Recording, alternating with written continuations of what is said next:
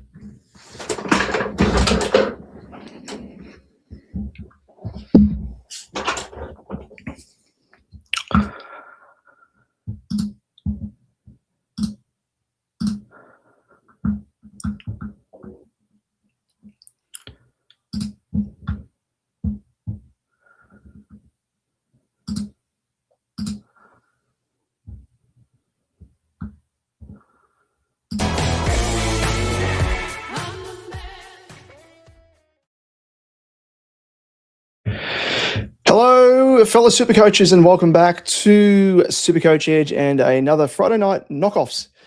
And geez, we'll treat it to a nice game tonight, won't we, between the Hawks and the Dogs. And I did not think the Dogs were going to come back and win. I don't know about you, but seems as though the Hawks are going to run away with it. And geez, it was a very strange old game. Like both key forwards didn't kick any goals, but I think Norton kicked one. Lewis hurt his ankle early on. The Hawks refused to concede that he was actually injured, which was interesting because he played the rest of the game virtually on one leg, which was quite strange. But on a SuperCoach side of things, we had some strange scores as well. Like Bont looked as though he was tearing the game apart and really got the Dogs back into things. And look at his score next minute.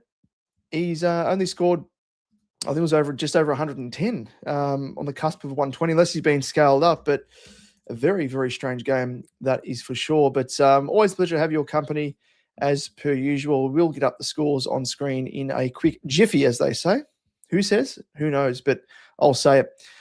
Thanks for joining us. And we have first up NSM, I think you're a newbie on these parts here, mate. So thanks for joining us, and a great game indeed it was.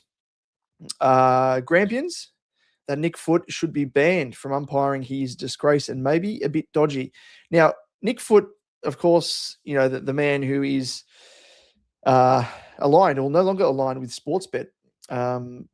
He's an interesting umpire, but I must admit the other guy that I think he's playing his milestone or umpiring his milestone game this week. I think he might have been in tonight's game. The guy with the slick back hair and he kind of wears the headband might be number 32.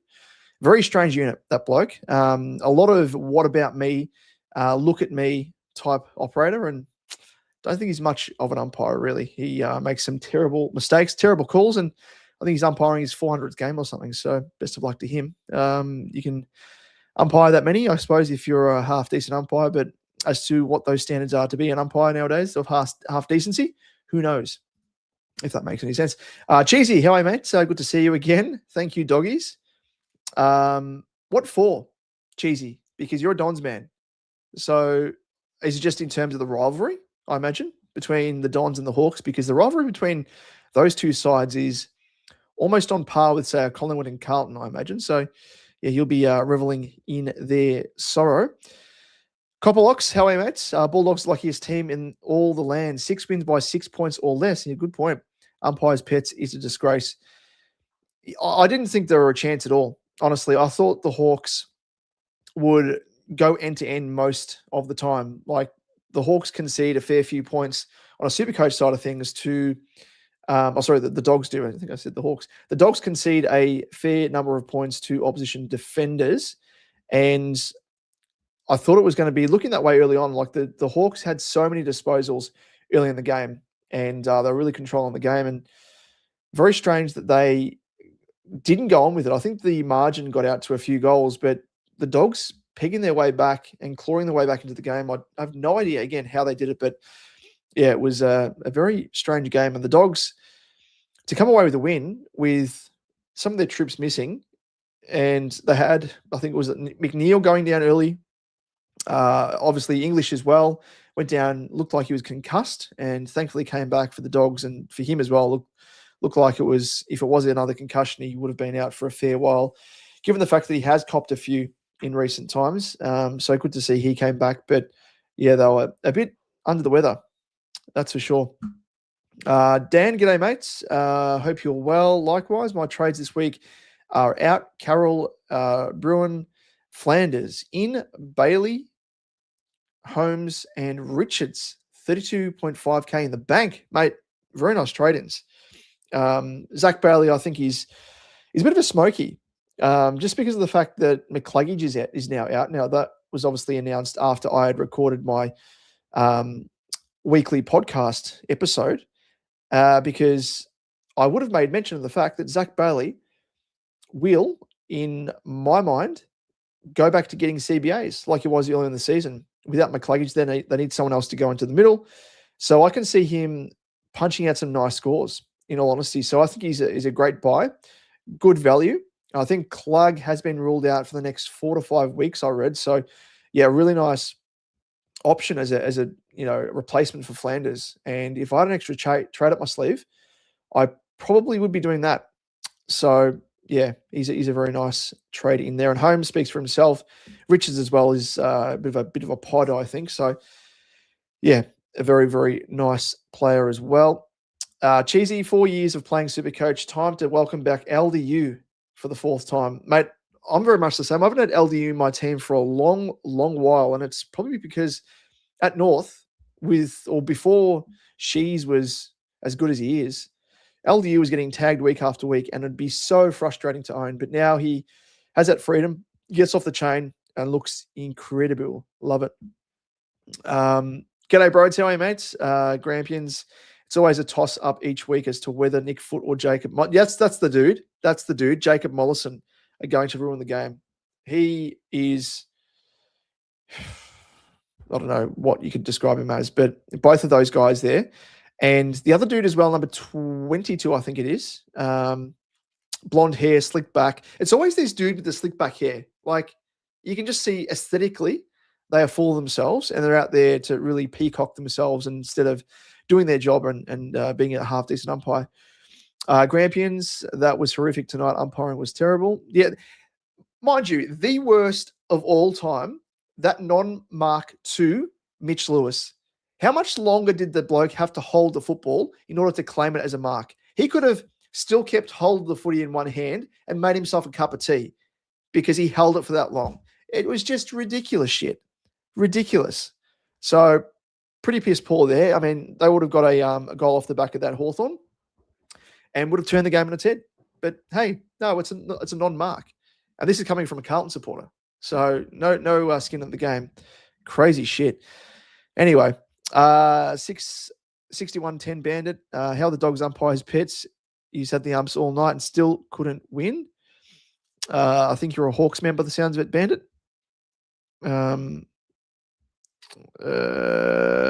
Sorry, you're a Dogs man, but you're laying shit on the Hawks there. Copperlocks. Essendon sucks, so Cheese man got his pleasure from the Hawks losing at the sounds of it, yeah. Thanks for the scoop. Zach Bailey, a lock, throw away the keys.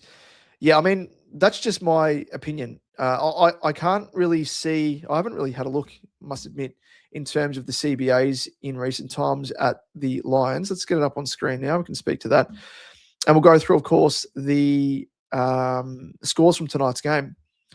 But, yeah, I just think that it presents a little bit of value with a potential role change. So for the Lions, so he's been kind of relegated more to the forward line since he was getting nice CBAs in rounds 3 and 4. He's been averaging thereabouts of sort of low to mid 20% CBAs. Outside of Darcy Fort, I mean, he's obviously a ruckman. Cam Rayner's been getting a bit of time. So you'd think these two guys would get an uptick in CBAs with McCluggage being out.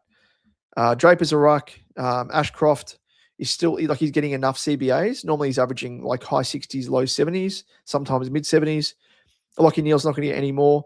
You might think that maybe Josh Dunkley gets a bump in CBAs as well, which is probably realistic. But I can see definitely Zach Bailey get an extra, 20% more, even 17% more to get him back to the levels of what he was in like round 3, where he was scoring quite nicely. So I think there was a little bit of correlation there as well with his nice scoring and that time in the middle. So let's have a quick squeeze here for CBAs. So both the games there for 45, 48% CBAs. He had 115, 107. Mind you, he had 130 when he only had 8% CBAs, but that was 2 goals. Very impactful there. 26, 24%, 122 and 123. So there's a little bit of a correlation there, but getting back to some decent scoring. And I just think with extra CBAs, it kind of bumps up the possibility for him to hit the ground running and hit those ceiling scores that you want. Thoughts on G'day Crazy? Thoughts on Jordan De Goey, low break even, great mid roll, DPP around the mark for top 10 forward. I do like De Goey. If De Goey wasn't as bad durability wise as he is, I would say he would be up there in like the top 2 recommended players to replace Flanders. But because his durability is so bad, I think he played, 11 games last season and 13 games the season before. Like, he's playing half seasons. And at this point of the season, where we've just ticked over the halfway point, I've got the EBGBs that he might go down injured. So if anyone going for him, I can see the value and I see the appeal. As you said there, Crazy, he's got low break even, great mid roll, DPP. So there's enough going for him, but just be prepared for the fact that he may go down injured and you might have to use a secondary trade. I'm not quite prepared to bank on that risk. I've tried to navigate away from players that have been historically bad durability wise. So that's just my thinking. But if you want to take the risk, go for it. It might pay off, and that's what it kind of comes down to in SuperCoach, doesn't it? Taking those risks, and some come off, others don't. So yeah, best of luck if you want to go for him. But I do like him as an option. But yeah, durability wise, I think he's a little bit of a worry. But just hold an extra trade up your sleeve if you can, and back him in. Cheesy, anyone who slicks their hair back, they are a snob. Yep.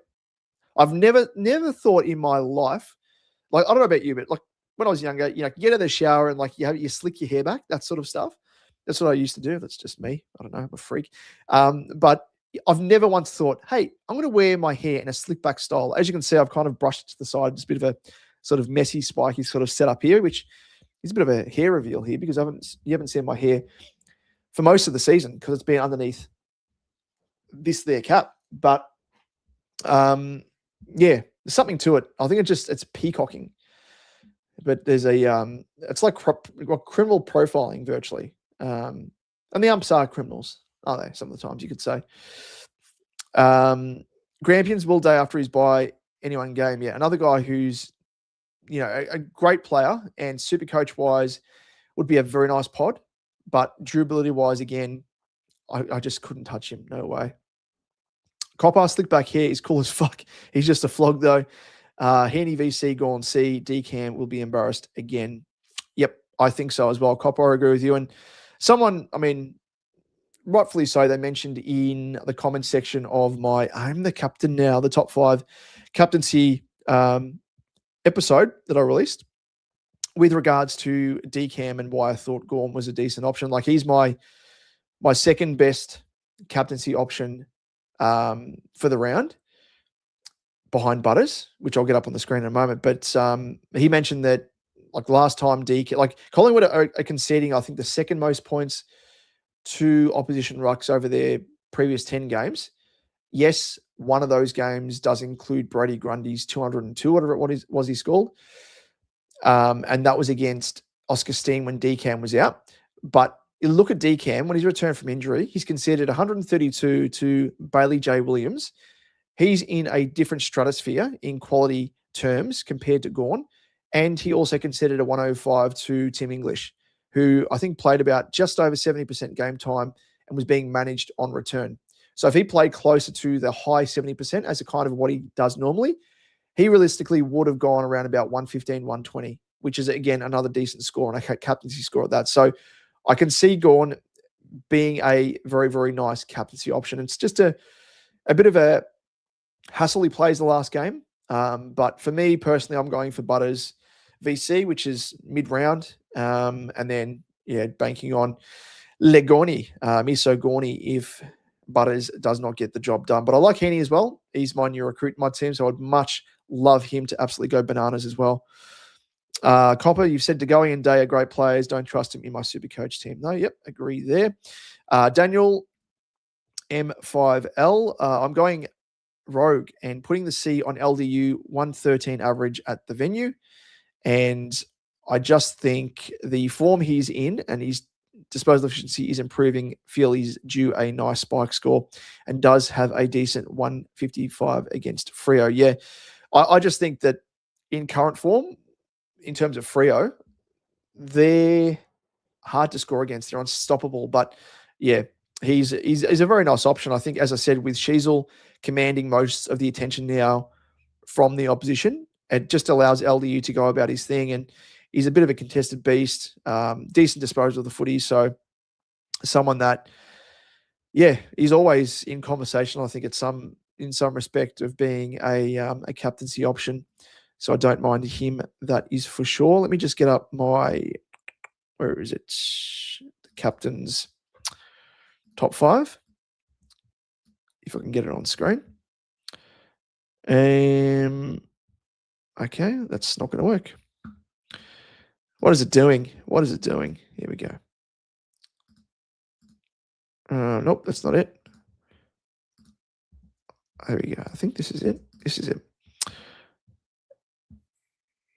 Here it is. Jeez, it's slow loading. There we go.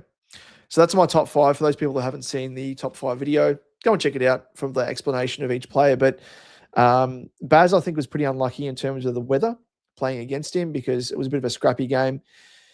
He got his hands on a heap of the footy, but just wasn't able to capitalise fully with those wet, blustery conditions.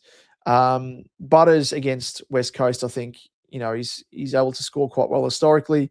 I am worried a little bit of the tag on Butters. I think Brody Hoff has been that tagger, if not Milan Murdoch. But Butters being Butters, he's scored a ton in every single game bar one game, I think it is, from memory. So has a high floor. Gawn's my preferred, I think, after Butters. But if Butters does spud it up, then we'll put it on Gawn. Rail, I don't mind either in the Q clash. Really showing some nice form. Scored 120 odd last time they played each other in the finals. Last time they played. And could do some damage as well. And there's Isaac Heaney, which you spoke about there. Who was it? Copper's Lock. So I don't mind him either.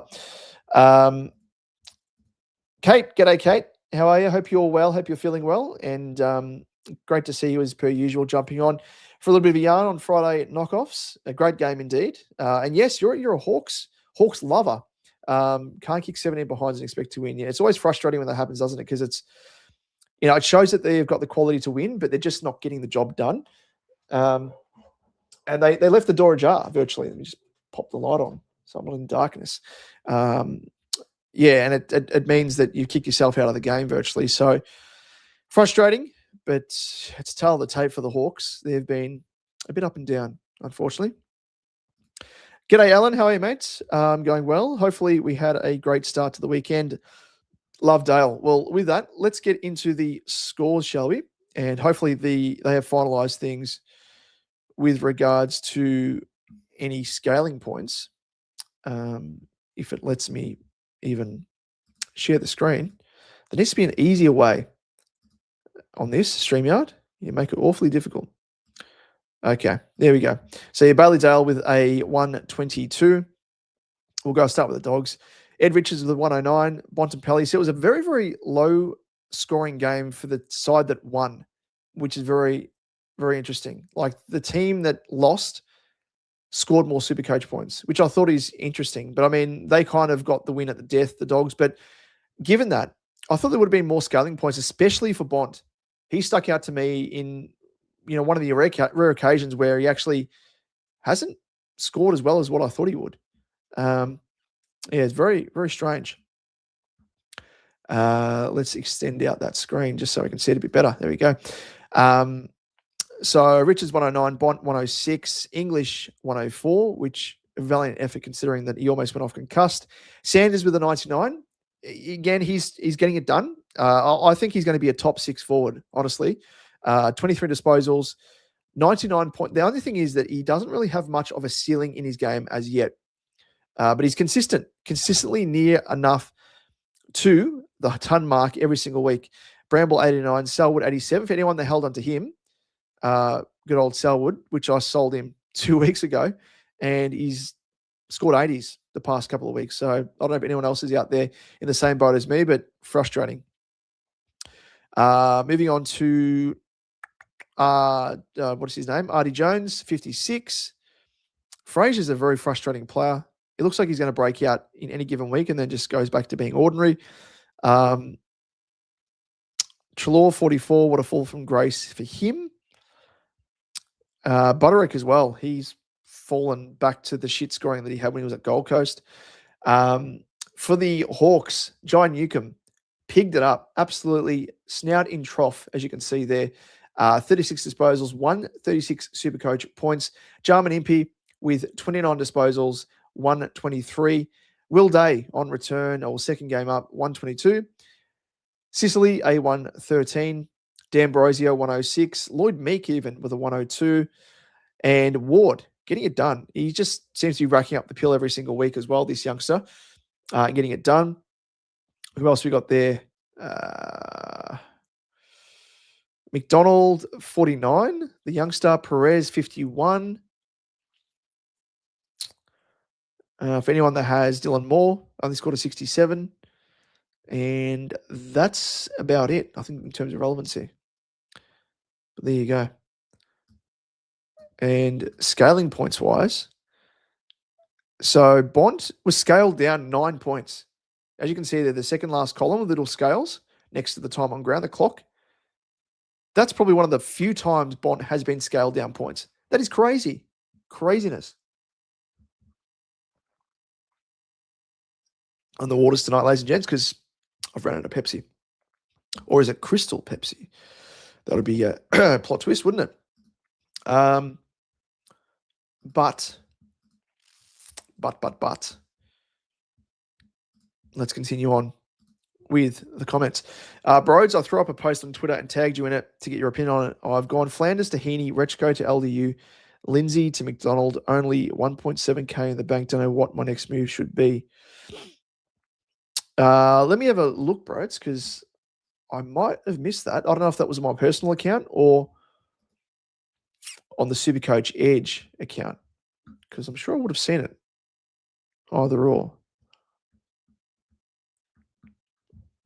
It must have been on my personal account, was it? Because I haven't seen anything come through. But with those trades, so Flanders to Heaney, absolutely love, obviously. Rechko to LDU, another one I love. And Lindsay to McDonald from the Hawks, I imagine. Only 1.7K in the bank. Mate, you've smashed it. You have smashed it. There's screenshots of the post of my team. When did you tweet me, mate? Because I don't see it. Are you sure you've actually you've sent the tweet to the right people? I don't know, but I can't see your tweet at all. Anyway, let us know who what account you've tweeted it to, mate. If you've slid into DMs or anything, but I can't see anything. No, Mozza slid into my DMs. Maybe it's on the other account. Nope. Harry Lindsay, unless that's you, bro. It's under a pseudonym, but no. Can't see anything. So tweet it to me again. Unless you're talking about the Discord, but no, you said Twitter. Anyway, Alada, how are you? Zach Bailey or Took for Flanders. I have Petrarca, Cozzy, Shees. I would say... Took isn't really that appealing to me anymore because he's not being able to get those spike scores. So I would say Zach Bailey as a bit of a pod potentially. I don't know if he's any cheaper than Took, but I do like him. I think they're both decent options, but it's hard to sort of guess as to who's going to be top 6 forward alongside Cozzy, Shees, Petrarca, and everyone else. Cheesy, Damo, you hat-fished me into believing you were bald for a good year or so. Mate, I got a decent head of hair for the time being, but I always worry that it's thinning out. I don't know if it actually is or if it's just... I've always had a thick head of hair. But yeah, it's always the way in it with people that you watch on YouTube or like whether it be content creators or anyone that wears a hat or beanie, you just assume that they're bald. It's a weird thing, isn't it? Even though like you can see my sideburns when I'm wearing a hat. Maybe I'm bald with just sideburns. It'd be really weird. It'd be very much like an old man. Clifford, how are you? Off topic, but can't stand the lasso. Don't mind the ruling, but the signal the arms perform looks like they're in a bad line dancing routine. Why the name lasso? Yeah, it's from AFLW. I think they incorporated it first in the Sandful. It may have been. Correct me if I'm wrong, but I don't know. Really strange. I don't know who came up with the term. Is it supposed to be like, you know, you're lassoing around the football and you're trying to like wheel it back? I've no idea. I don't know the thinking behind it. Who knows creatively? G'day, Alex. I am indeed going to the Carlton game, mate. I will be there, even though it is our away game. Can't miss the game against the Dons, against an arch rival, which, mind you, pretty annoying. The Collingwood game that's coming up over the next few weeks, I am probably going to have to miss because my mother-in-law, who looks after our recently turned 1-year-old son, so happy birthday to little Felix again. The little man turned 1 4 days ago, back on the 1st. But she normally minds him when the wife and father-in-law come along for the footy. We're all big Carlton supporters, of course. And we assumed she would be available for that game, only to find out that it was a choice between Carlton Hawthorn or the Carlton Collingwood game, where she was planning to actually go out with her best friend. I think she was heading away somewhere, which is fine. But she actually guessed incorrectly and said, "Oh, well, I've booked it on the date to not go away on the Hawks-Carlton game." And we're like, are you for real? Like, who are the rivals of these teams? It's Carlton and Collingwood. So it means that one of us has to stay home, mind the little one.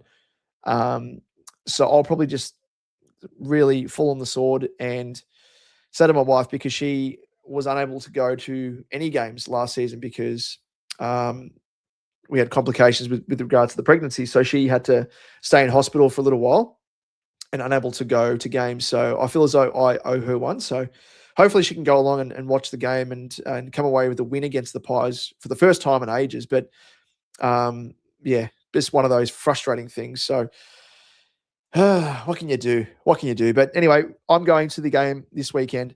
I just told you my life story. But anyway, I'm going to the Essendon game on Sunday, of course, and hopefully we can come away with a nice little win. Make it, would it be 4 on the trot? Port, Bulldogs, Geelong. It'll be 4 on the trot. Holy shit. I can't remember the last time we won 4 games in a row. Incredible. Then turns out you have Immaculate. Well, thank you, Cheesy. But as you can see, I don't know, I'm kind of worried. Like, it's actually, when your hair, because there's always the thinning on the sides that I'm worried about, but I'm actually worried about like it just falling out, because when it gets wet, you can kind of see through the hair. So I think the thickness is becoming thinner, which is a little bit worrying. But you should see my son. He's got an incredible head of hair, which he's got from myself and my wife. We've both got nice bouffants, that's for sure. James, bad pick, mate, for Bont VC. Yeah, it sounds like you've put the VC on Bont, which he was my smoky for this round, but he doesn't really have immaculate form against the Hawks traditionally, even though Nash kind of plays on him, but Nash not playing. I thought maybe it might have been one of those games, but yeah, Bont is, again, I think he's hard done by, unfortunately. Perez 51, I'll go with Dirksen. I would personally think that if I was in that boat, I would probably gamble, because I'm a gambling man, on Dirksen against the Dons, lesser opponent. Sorry, Cheese, because I know you're a Dons man. But I think Dirksen, maybe. Let's bring up DFS Australia and just check out DVP, defense V position, because we'll see if the Dons are conceding in defense. I don't know if they are really. Okay, let's have a look. So we'll start with the last 5 games, just for more recent form. And I think Dirksen will be in defense because he is replacing Wiedering virtually. So general defender, there you go. Yeah, they're giving up the 4th most points behind West Coast, Hawthorn, and Adelaide. So on that matchup base alone, I quite like it. They haven't really given up bulk points in terms of too many tons. Jimby was the last player that tonned up. Outside of that, it's been pretty consistent. A lot of players in 70s, 80s, some in 50s, some in 40s, depending on the type of player. But I would probably back it in, personally. Like, Ruben Jimby scored 57.6 points over his average. So there's a lot of guys there that have been scoring well above their average. So personally, I would take the risk, but it's up to you. You're well within your rights to go for Perez 51, lock that in. But if you're going for head-to-head matchups as well in your leagues, it's probably something to think about. If it's going to be problematic and be too much of a risk and a gamble compared to your opponent. If you need to make up points, yeah, I'd go for Dirksen over Perez. If they have Perez as well, and it looks as though you're going to win anyway, you could probably just cancel it out and just lock in Perez as 51 if they are as well, or if they're forced to gobble up his score on the field. One thing I've noticed, I haven't actually put out a tweet for the for this stream, so I might just quickly do that. In the meanwhile, you can send through your comments, questions. G'day, Jonas. Damo, where the fuck is King Kong Grundy? Well, I thought he was going to be sharing the ruck with Laddams, in all honesty, mate. So I don't even know who the Swans are playing. Who are they playing? Who are these people? I don't even know who they're up against. The Saints. Yeah. Mate, Grundy coming off soreness. Is he going to come back fit and firing? The Saints are giving up the second lowest points to opposition rucks, Jonas. So I would say, I mean, Luke Jackson 119, the best quality in terms of those opponents here that are facing Kilda. So I'd say, yeah, Grundy probably does score around about 120, 125, but I don't think he's going to be going and shooting out the lights, personally. That's just me. I've lost my tab. Where is it? There it is. Zach Bailey or Horn Francis. Now, this is a little bit of an interesting one because I think I liken both of these guys as very, very similar with their floor and potential high ceiling. Horn Francis is getting the role from what it looks, but he's just not scoring well enough. So, I don't know. Let me just bring up my team. Much easier to compare, excuse me. If I can log in, it's taking its goddamn sweet-ass time.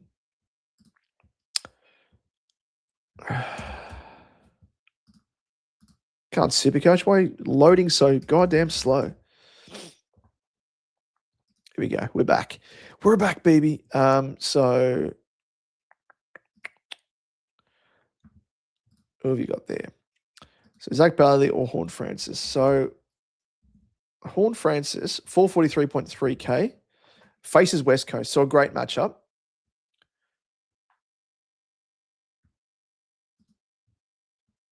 Does it show their CBAs here with the extended stats? I don't think it does it?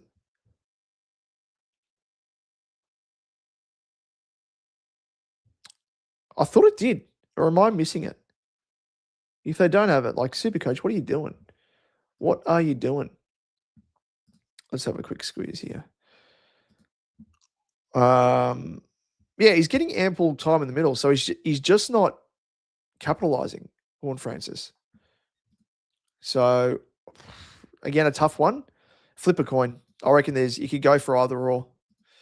As you said, yeah, Cobblelock's Horn Francis will probably get injured, not worth the risk. G'day, Mike. How are you, mate? So I am faring well, mate. Good to see you as always. Hope you're well. G'day, Baggers. Anderson or LDU next week for me. I get Dawson or Ash as can swing homes if needed. Very nice. I'm going for LDU next week. For those of you who haven't seen my trades, they are as follows. So traded Lindsay out for the Shao Kahan, as I'm calling in. Finish him. Mortal Kombat reference there, of course.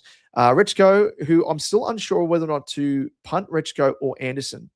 I'll wait and see if Anderson is actually named. If he's not, I'll punt Anderson and keep Richko. I just think that Richko could, I mean, obviously, buy coverage is something that will come in handy. So, yeah, I might go for the man who's currently on the buy because Anderson will have a buy coming up in next round anyway, round 14.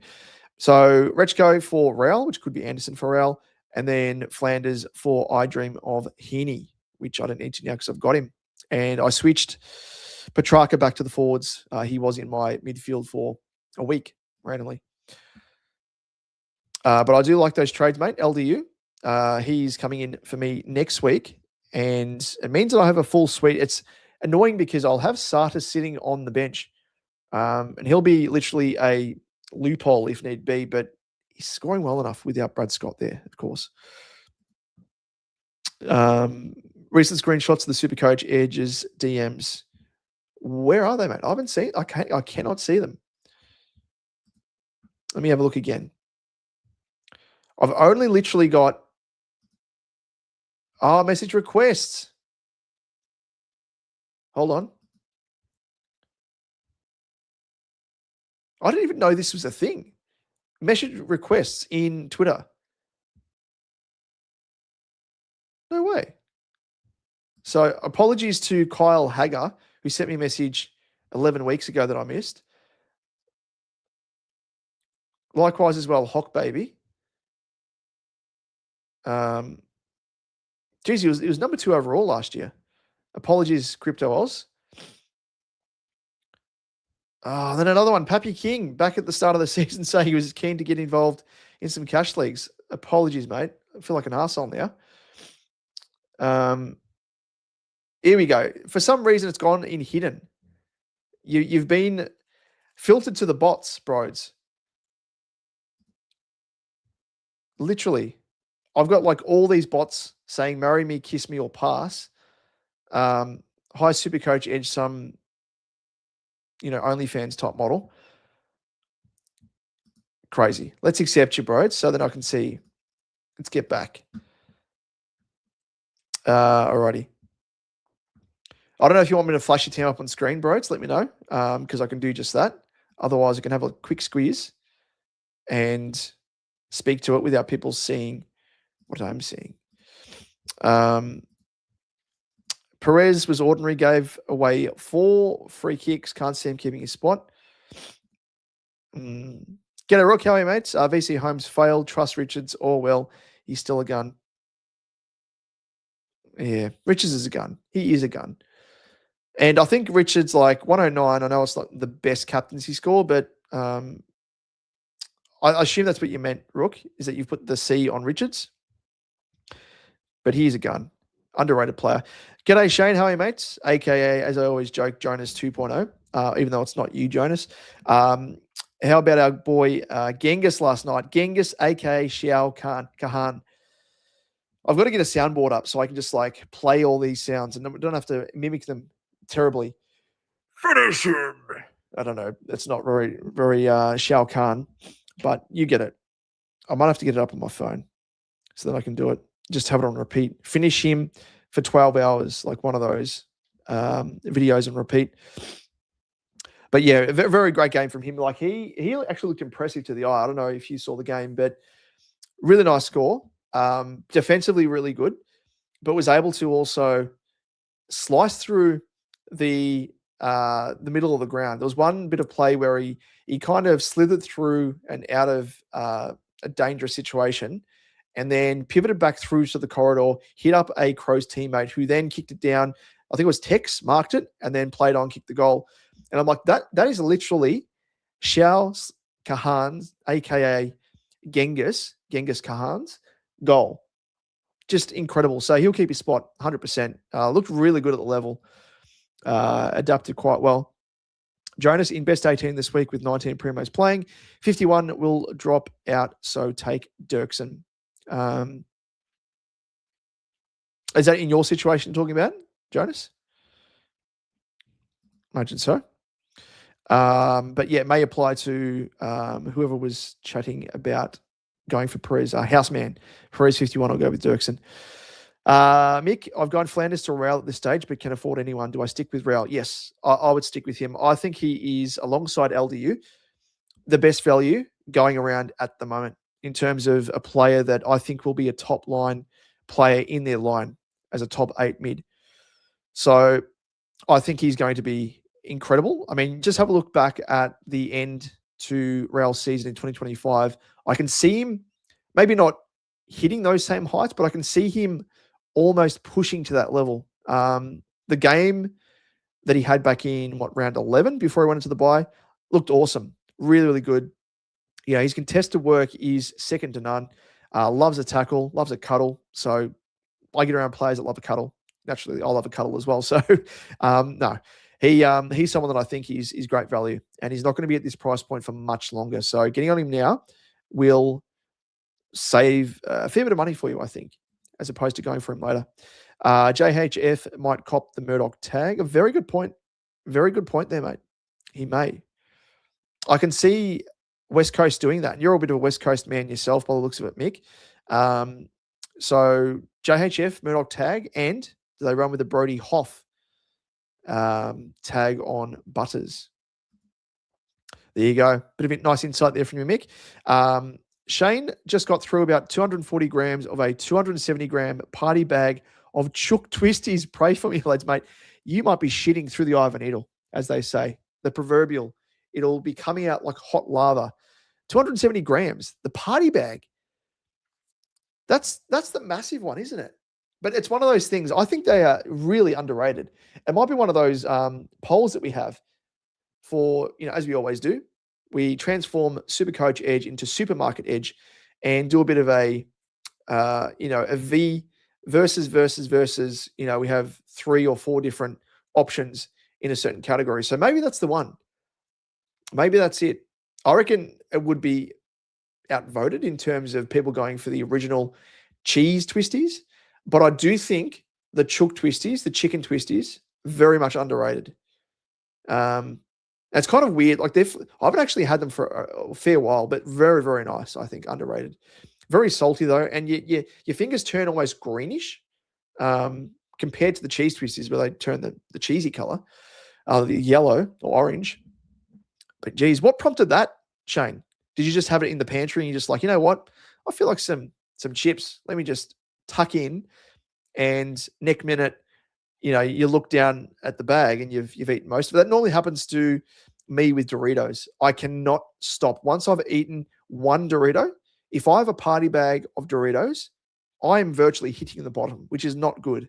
It is not good. But yeah, it's probably a good question for those of you out there. What chip packet does that apply for you in terms of once you open and once you've had one of those chips, neck minute, you're almost seeing the bottom of the bag? I know Pringles is probably another one as well. Like the Pringles, it's the green one. It's like is it the sour cream and chive or whatever it is? But that for me, another one that I can just hit the bottom of the tube, the tin. Oh, now you got me in the mood for some chippies, Shane. G'day, Jamie. How are you, mates? I'm going well. Going very, very well. Go Baggers. Put the VC on Bont. That didn't work out, so I hope Gorn puts up a big... I think he will, mate. I think he will at least put up a 120 plus, I do imagine. Hopefully a bit more than that. And the Ds can get one over the Pies just to help him with some scaling and put in a massive one. Rook, yep, threw the C on him. I've had Lady Luck with me most of the SuperCoach Cup. She may have left me this round. Didn't even leave a note. Gee whiz. Just like a cruel mistress. She's like, you know what? We're done. And you don't even know. You look over and she's out the door. She could have at least given you a heads up. At least given you I do like that, Rook. Not in your case there, because that's pretty annoying, but track the screenshots up on the stream. Might be able to help someone else who might be in the same position as me with not knowing what the hell to do next. All right, let me do just that. Let me get it up on screen. Where is it? Where did I put it? Window. Hold up. Wait a minute. Something ain't right. There's a bit of a game with me I play as well. There's something that I stumbled upon on Twitter that was it's developed by another developer of another popular, I can't recall what it is, but it's one of those footy games, those trivia games, and it's called 23 Zip. Can you go undefeated? Where you virtually have to plug in, I think it's 4 or 5 players, football players, footy players, of course, from any era, and based upon the quality of said player in their position combined, it works out whether or not you can go 23 games undefeated and win the flag. So I like the concept. It's pretty cool, pretty fun. So we might play that a little bit later as well. Let me just log into X because it's not working.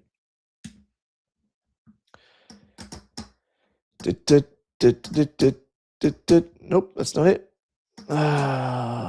I hate how on certain browsers I need to log in again. I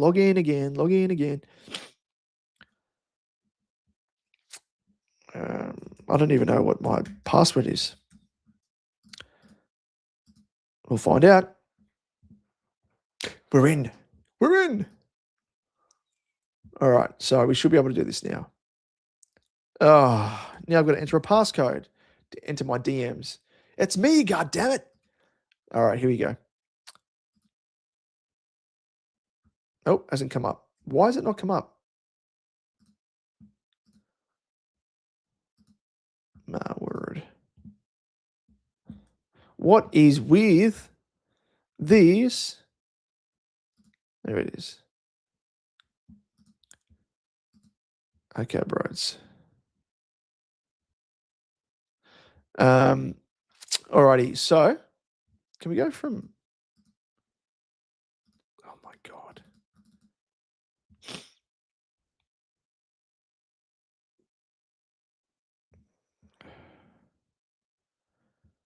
So I'm just trying to navigate this bloody. Okay. So I'm going to have to go. All right. This is going to work. We got there in the end. So, Brides, this is your team. Now, you're asking in terms of what moves to do. I'm assuming you've already done your trades, mate. But I think you're in a pretty decent position. Like, your defense is almost finished. Your midfield is virtually finished bar Jagger, but you can hold on to him for a little while longer if you want. Luke Jackson is pretty schmick alongside Gorney, Miso. And then in the forward line, you've got Sheasel, Petrarca, Pickett. Cook's probably the one to punt. So your forward line is a little bit of work, by the looks of it. So Murdoch's fine for the time being. He's scoring well enough. But Cook and Marshall are the two weak links there. Be looking to trade them ASAP, upgrading them rather. So you could probably look at punting Anderson. He's probably, done what he can after this week. If he plays, that is, with 33 break even, doesn't really have much more money to make. Lombard's another one you could probably trade down to get a little bit of cash. I don't know how much money you've got in the bank either, so that's probably another factor. But yeah, you're in a good spot. You're in a pretty good spot, mate. I must admit, pretty good spot indeed.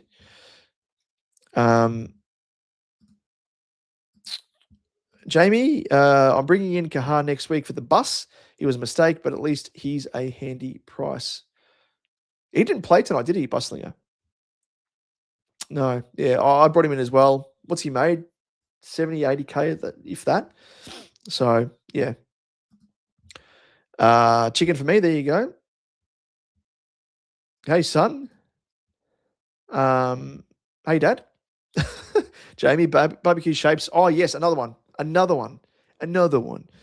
another one that gets me, where I have one or two, and by the end of it, I don't know about you, but barbecue shapes, when I eat too much of it, it must be something in the actual ingredient. Maybe it's just too much sodium, but it makes my tongue almost numb towards the end. I don't know what it is. Whatever that ingredient is, it does it to my tongue. Cheese and onion Smiths. There you go. They go all right, must admit. The thins, I think it was, the sour cream and chive I used to have back in the day, like when I was in high school or primary school rather. So yeah, they were quite nice. Used to love those. That's probably another topic as well to discuss. Old school, I guess snacks, lunchtime snacks, playtime snack, if you want to call it that. There was like Le Snack used to have. There's Roll Up used to have. Dunkaroos was another one. What else was there? There's so many now that I remember, but I can't recall the name of because they're probably been outdated. There was another one as well where it was kind of like a, it was, how do you describe it? It was probably kind of like a Rice Krispie, but like virtually like a little pocket.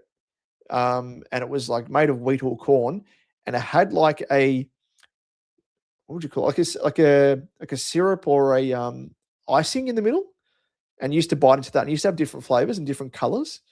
I don't know what that was, but probably sounds like mumbo jumbo if you're not as old as what I am. But they were around for a little while. They were a really weird flavor. Stringers, another one as well. Mozzarella stringers, not too bad. Marby or Chol story.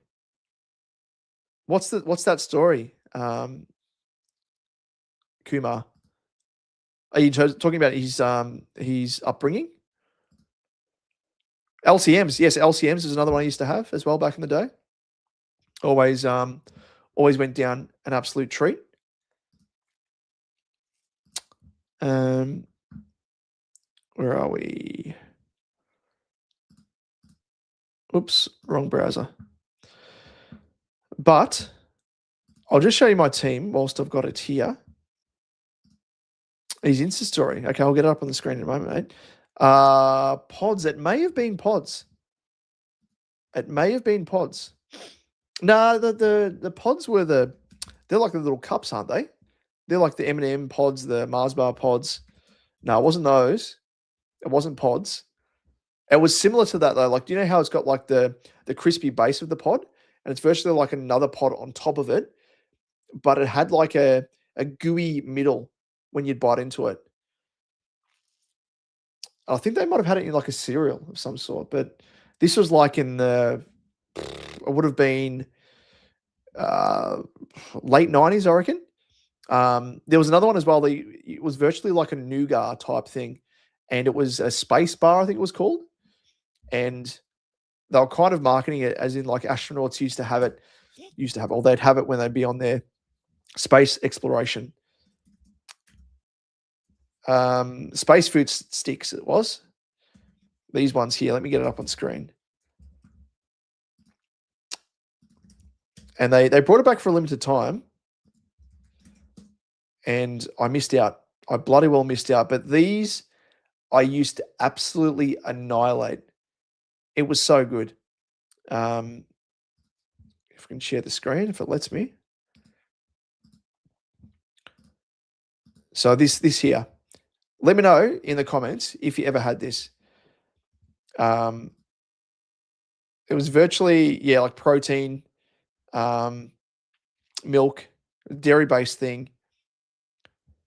And it was, what was in it? It was like like virtually like energy bars. They used to have the chocolate flavor was the best. It was so good. Yeah, chocolate and peanut butter. White Wings, that's right. White Wings used to produce it, and then Nestle brought it back, and then they stopped production in 2014, and then brought it back for 2019 to commemorate the 15th anniversary of the Apollo 11 moon landing. But it was so nice. Used to love them. Used to love them.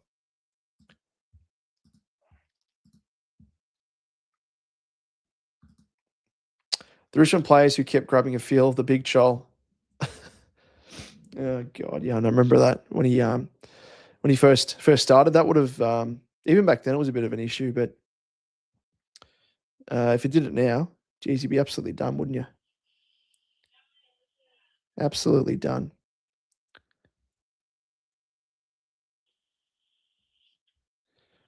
So Chol, just trying to find him.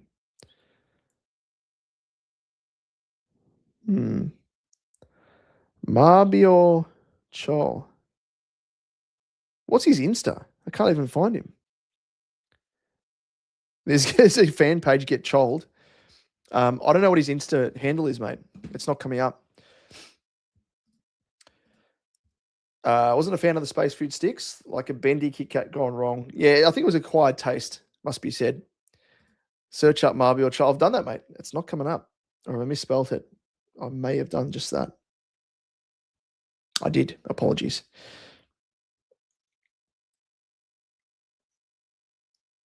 Oh, dude. It's virtually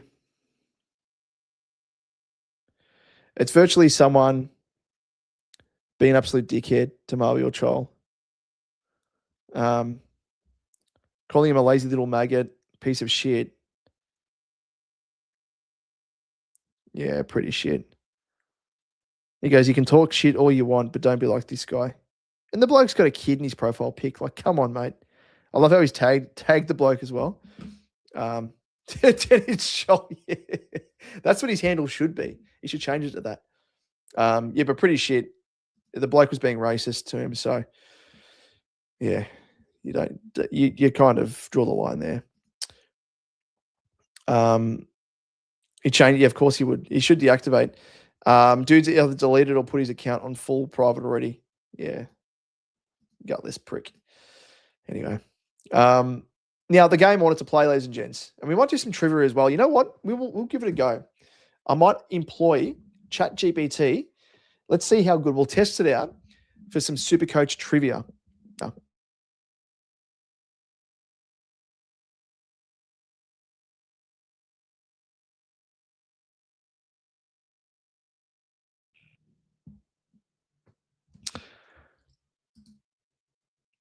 Here we go back. I think I momentarily lost my audio because I was playing with my microphone.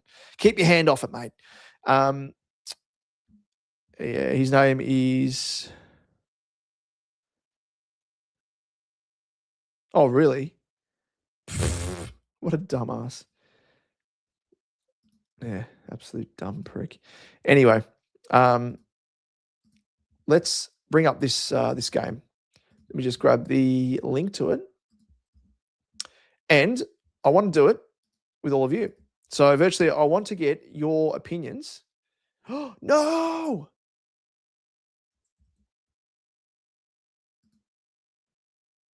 Okay, I might have to do it this way. Why was it not? Why is it not working in Chrome? Yeah, it works in Firefox. Okay, so round 1 of 5. I'll have to share the screen from the other browser. So it's called 23-0 virtually.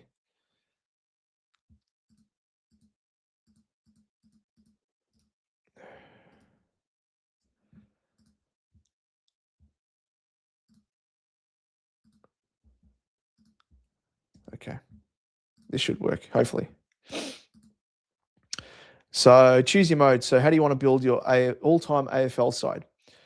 So classic is the only option that we've got for the time being. So you handpick one defender, one midfielder, one ruck, one forward, and utility. Then watch your dream side chase a perfect season.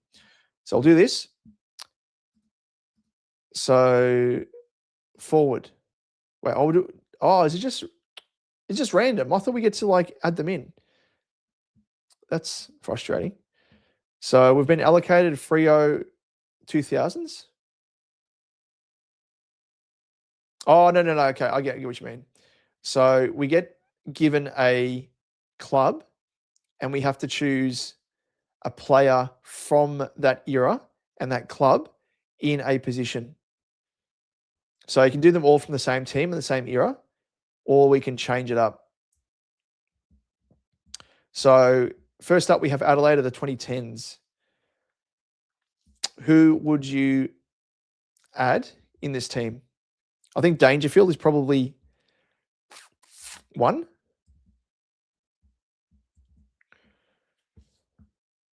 So Dangerfield, potentially. Tex Walker, probably one. You could add in the forwards. Josh Jenkins. I hope I'm getting this right in terms of the way that the game is played. We'll try that anyway. So we'll go Danger or Laird. Yeah, we'll go with Danger. Is he a forward, mid, or utility? I think, and you've got to go off stats as well. So he's averaging 1.1 goal a game. You can go with Tex, who's averaging 2.3 goals a game at forward. Oh, McLeod, but I don't think McLeod's there from 2010s. He was retired then, wasn't he? Long since retired. No, he's not there. He's retired in the 2010s. Ms. Kensington is her daughter. So we'll pop him in we'll go mid. Okay, so you can only choose one. Okay, I get it now. So only one player from that team that you allocated in that era. So I'll spin again. Carlton in the 2020s, my lord. Well, Cripper's probably one. Walsh is another one.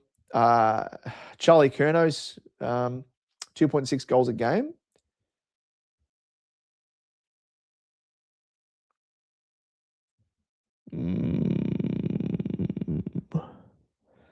It's slim pickings. Eddie is another one. Eddie Betts.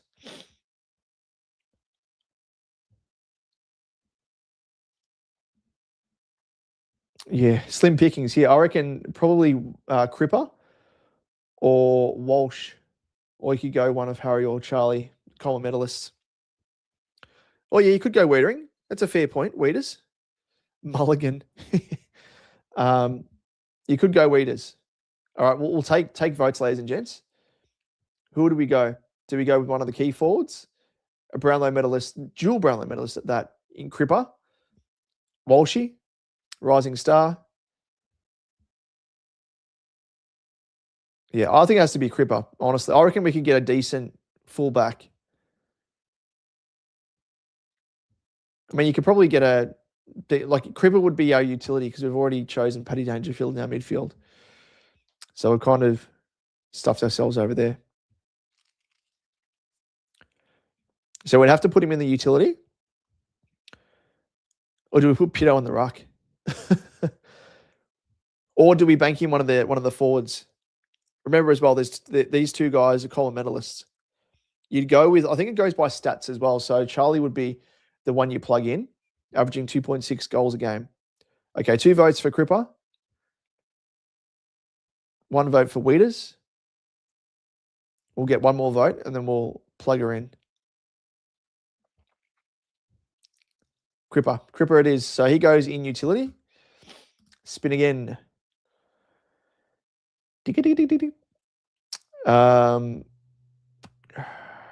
Fitzroy, the 1990s.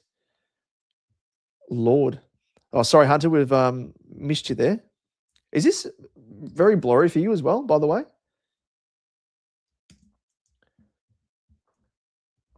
Paul Roos, defender forward. I don't know much about, look, even Ross Lyons there. Of course, Ross the boss. I don't know. I mean, Alistair Lynch was a gun full forward, but he was a defender from memory, swingman at Fitzroy. Oh, I've lost charge in my mouse. This bloody magic mouse, honestly, it runs out of charge so quickly. Just plug it in for a couple of seconds. So there's Ross Lyon. There's Alistair Lynch. Brad Boyd. Chris Johnson. Who do we go for?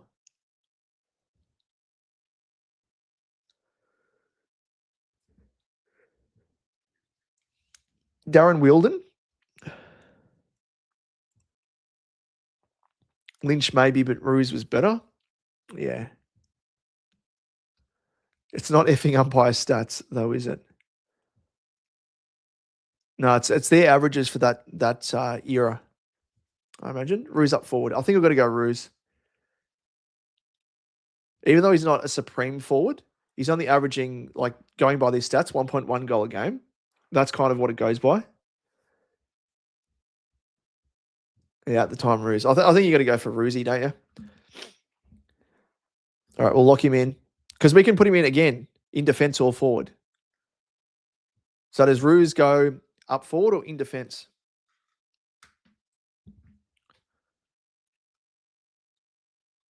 I don't know half of these players here, the 1990s. I mean, I was born in 88.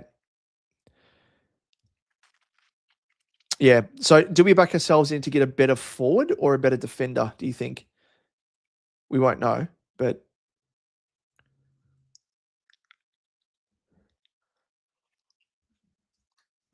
Let's just scroll down as well to see who else was there. Mark Zanotti, John Blakey,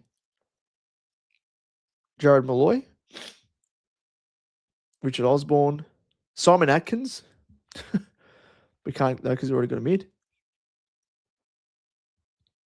Martin Pike, John Barker.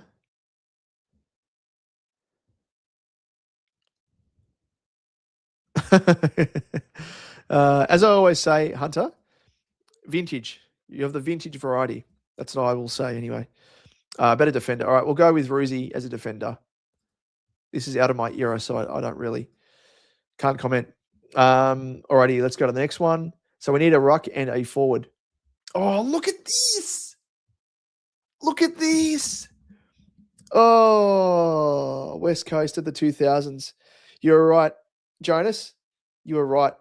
We shouldn't have gone for Paddy Dangerfield, or at least Cripper, in utility. Because look at this. Ben Cousins, Daniel Kerr, Chris Judd. But mind you, I reckon we've got to go with Dean Cox, surely, in the ruck. Like, got to be Dean Cox. You could go for Darren Glass as well if you want, but we've already got Paul Roos. I don't think we can get... Oh, we can move him. Actually, yeah, we can move Paul Roos to the forward line if we want. Anyway, let's go. I reckon we got to go with Cox, Premier Ruckman of the modern era. I mean, you could go for Djakovic as well as a defender if we had that spot. Is that an incredible team? West Coast. Actually, Sampi. It's got to be always Cox. Exactly right, Jonas. Yeah, Jamie, we can't go for Ben Cousins. I love Ben. Good old Cuzzy. He was one of my favourites of a non-Carlton player. But I've already got someone in utility and in the midfield. So we have to go for, got to be the big Cox man. Got to be the big Cox man. All right. Last position, forward. He was indeed a star. And you're spot on, Jonas. You know it all too well. Geelong 2000s. Now, this is another cracking team. Oh, we've got to go with Gaz, surely. Mid forward. We've got to go with the little master. Surely we've got to go with the little master. Has to be. There's no one else. Kent Kingsley, was he averaging 2.1 goals a game? Ronnie Burns. Clint Bizzle. The Bizmeister.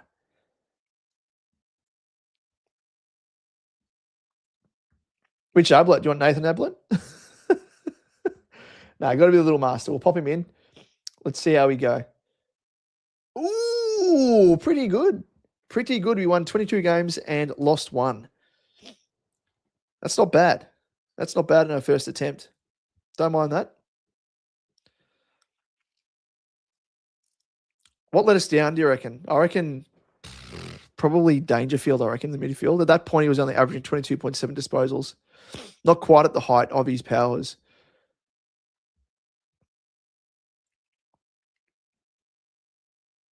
But pretty good. Pretty good.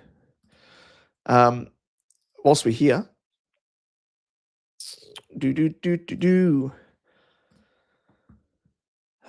are we? I'll just copy and paste this.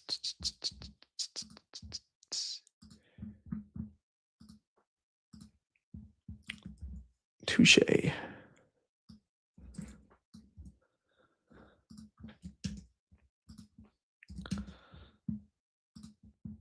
If anyone is keen to jump on as well for a bit of a yarn, a bit of a chat, can chat about whatever, feel free. I'll pop the link in the comments and you can jump on in.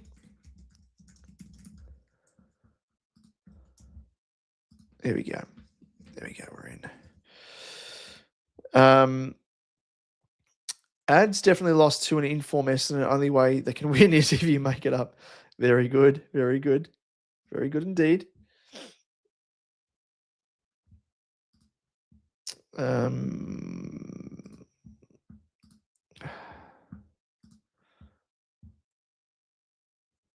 He wants to play again next year, Dangerfield. Yeah, I've heard he has. Which he's actually, to his credit, because I thought his body was shot at one stage, but he's actually come good. Now, let's test each other out with some trivia, shall we? Some ChatGPT trivia, which I'll put on a different browser so you can't see.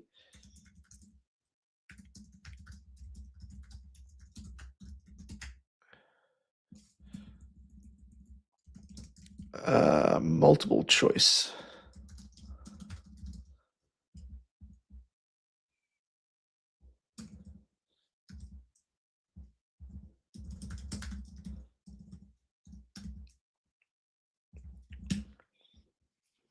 Let's see how good ChatGPT is.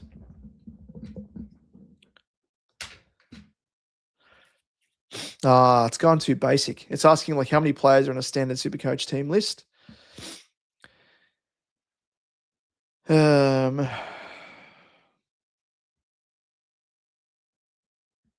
No, that's pretty shit. Come on, ChatGPT. It's come up with questions like what is a break even? What is looping? What is the main goal? We want statistical. You bloody fool.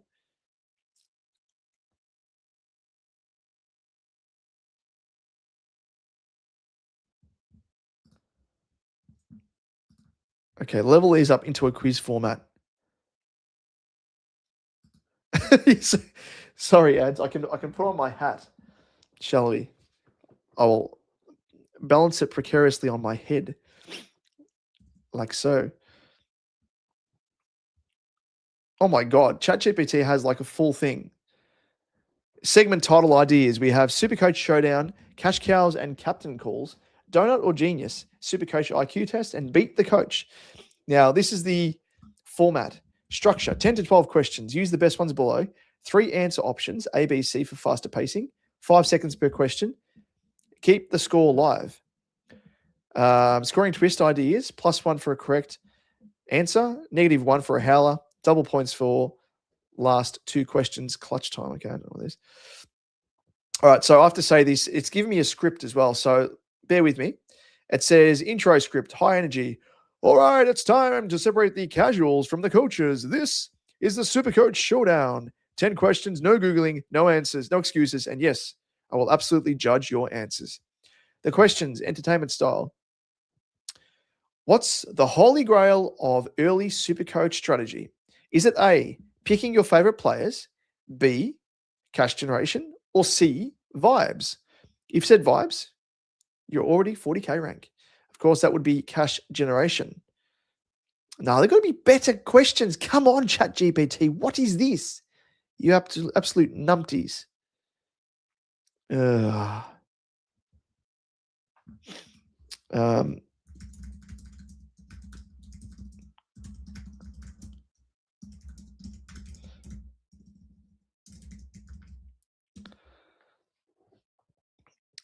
Trying again. I'm asking it to do a better job. Give me some bloody tough questions. Here we go. Here we go. Oh.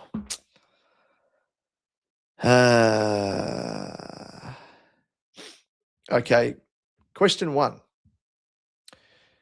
Who was a Supercoach scoring pig in his prime due to elite contested ball and tackles? Was it A, Scott Pennebury, B, Tom Rockcliffe, or C, Josh Kennedy? I think that would be the one and only pig, Tom Rockcliffe. Question 2. Which ruckman was known for massive Supercoach scores thanks to hitouts to advantage? Oh, this is an interesting one. This might separate some people. Let's get up on screen. If it lets us, because we've got to do it on a bloody stupid browser that we're not using with the stream.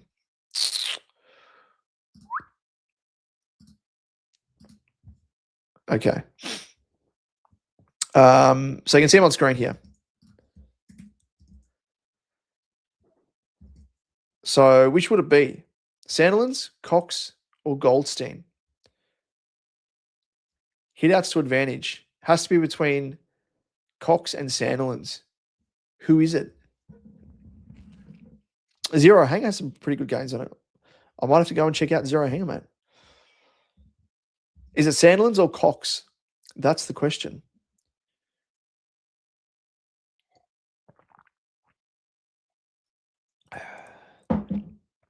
I think it has to be Cox. Or maybe Sandilands. We'll say Cox. Yep. Alan, I agree. And Dean Cox. It was, indeed. Which player was famous for being a Supercoach trap despite the hype? Is it A, Gary Ablett Jr.? No, it would not be. Is it B, Nat Fife? Or C, Jaeger O'Meara?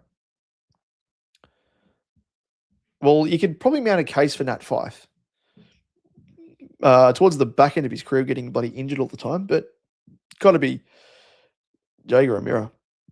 Number 4, who is widely considered the greatest Supercoach scorer of all time? These ones still are not bloody. They're not hard enough. Okay, let's check out. Honestly, these ChatGPT. Pull your socks up, pull your head in if you had one, because this is not a. I had high expectations. ChatGPT. Shithouse. That's what this is. Shithouse. Let's go Zero Hanger, as you mentioned there. Jamie?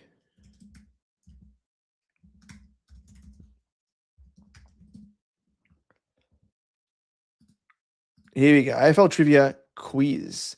Very nice. I like this idea. Geez, you've done us a solid here, Jamie. Okay, this is better. This is a bit more fun. We have trivia. So how many AFL logos can you correctly identify? I think that's pretty easy. Name that hair. This is interesting. Name this hair. That's got to be Nat Fife. Or is it Labont?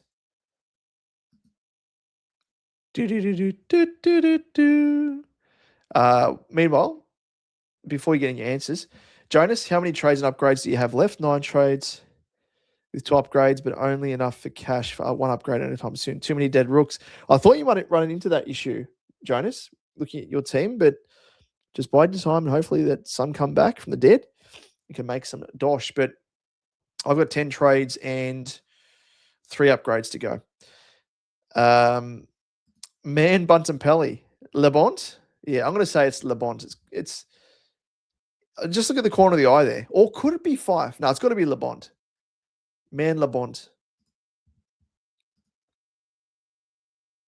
Ooh, okay, we don't get the answer until the end. Name that hair. Clinton Jones, Tanner Bruin, Shane Crawford, or Will Ashcroft. Now, it's not enough of a Buffon to be Will Ashcroft, I don't think. So I'm gonna count him out. Although it could be him with short hair and the mullet at the back. It could be Shane Crawford, had the part down the middle. I don't think it's Tanner Bruin.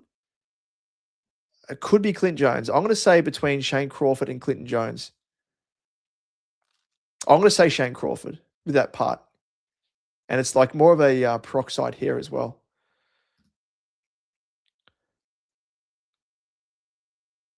Washcroft. So you've said Will Ashcroft. We've got 1 vote for Paddle Pop Croft or Crawford older photo. Okay, we've got 2 for Ashcroft. Yeah, and that's a bit of a giveaway, I reckon. Ads. It looks to be an older photo, just due to the pixelation and quality of it. Okay, so we've got 3 with Ashcroft, and Jamie, you've gone with Crawford. Actually, who are you going for, Ads? Crawford or Ashcroft or Washcroft? Because then we'll choose off the back of that. Will Day looked great today. G'day, G-Bags. How are you? Hopefully he can stay healthy for the rest of the season. Yeah, that's the big if. But hopefully he does, because he's had a pretty shit run at it and is a great player. You don't like to see good players being on sidelines through injury. I don't like to see any players sidelines through injury, but especially the good ones. Okay, so Crawford, I'm going to say Crawford as well. Al, you've said Crawford, so we'll lock in Le Crawford. Next up, we have, gee whiz, how about this here? Oh, I reckon this is, straight off the bat, I thought it was Ivan Maric.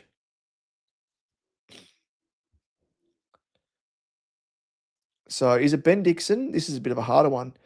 Ivan Maric, Alex Pearce, or Tom Hickey? That's some long hair as well. Okay, we've got 1 vote for Maric.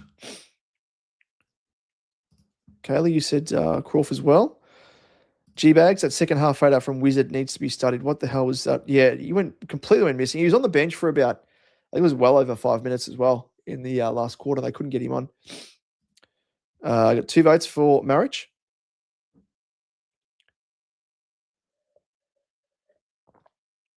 It's Name That Hair. Mop Man. You can turn him upside down and literally mop up any spills that you've got. Matty Lappin. Yeah, actually, that's a good call. It could be Matty Lappin. Great call from you. Don't mind that. Have they stuffed up and not added Matty Lappin in as an answer when it's actually him? Yeah, he got stuck on the bench and Bont looked after him. If Selwood couldn't. All right, we'll lock in Maric. Next up, we have Oh, this has got to be Cameron Ling. There's no one else it can be. No one else. With the curl to it, it's too curly to be Matt Rowell. Likewise, Jake Bowie. Older photo as well. You could mount a case that it's Ed Richards, but again, he's got brighter red hair than that. This is traditional Ranger, like traditional Fanta pants style. And you can see those brows. For me, that's Cameron Ling. Got to be Ling. Ring-a-ding Ling.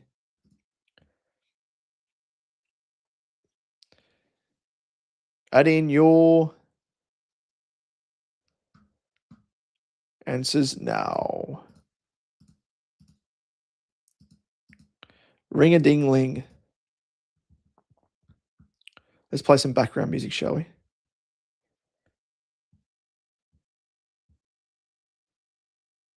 Where is it?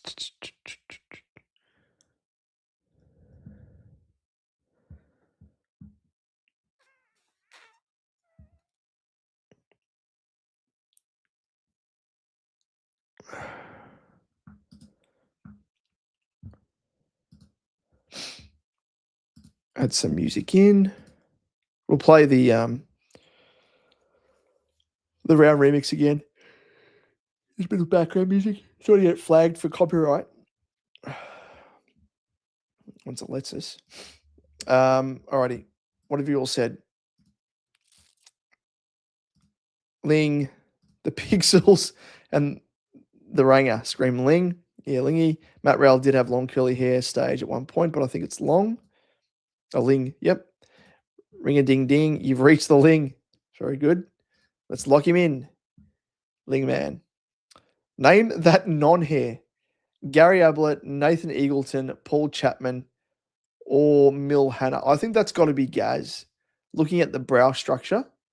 But it could also be Mill Hanna. Now, are we being thrown off by the pixelation?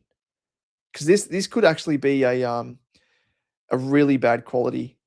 Like they may have actually just taken a photo. Like it might be a super wide photo, and they've taken a snapshot of this bloke's head, and it's become pretty shit. I think it's personally Gary Ablett. The lack of eyebrows could either be Mill Hanna as well. Paul Chapman. I don't think it's Paul Chapman. And I don't think it's Nathan Eagleton.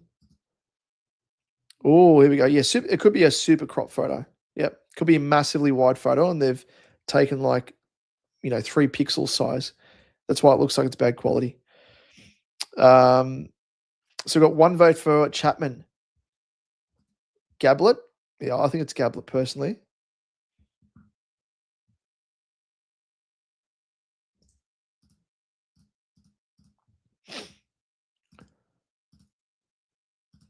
Gablet. There we go. Get another one for Gaz. 3 votes for Gaz. Shall we lock him in? Lock him in. Yablet. There's another Yablet. I'm quietly confident it's got to be Yablet. Gather round friends and spare a thought for the brave souls who paid $700,000. Here we go. This is the G-Man. Brody Grundy. This has got to be DeConning. Or is it Tom Stewart? My initial reaction was it's DeConning. But it could be Tom Stewart. I don't think it's Bootsma. I don't think it's Reece. Oh, could it be Reece Stanley? Oh, actually, this is a bit of a tough one. This could be either DeConning, Stanley, or Stewart.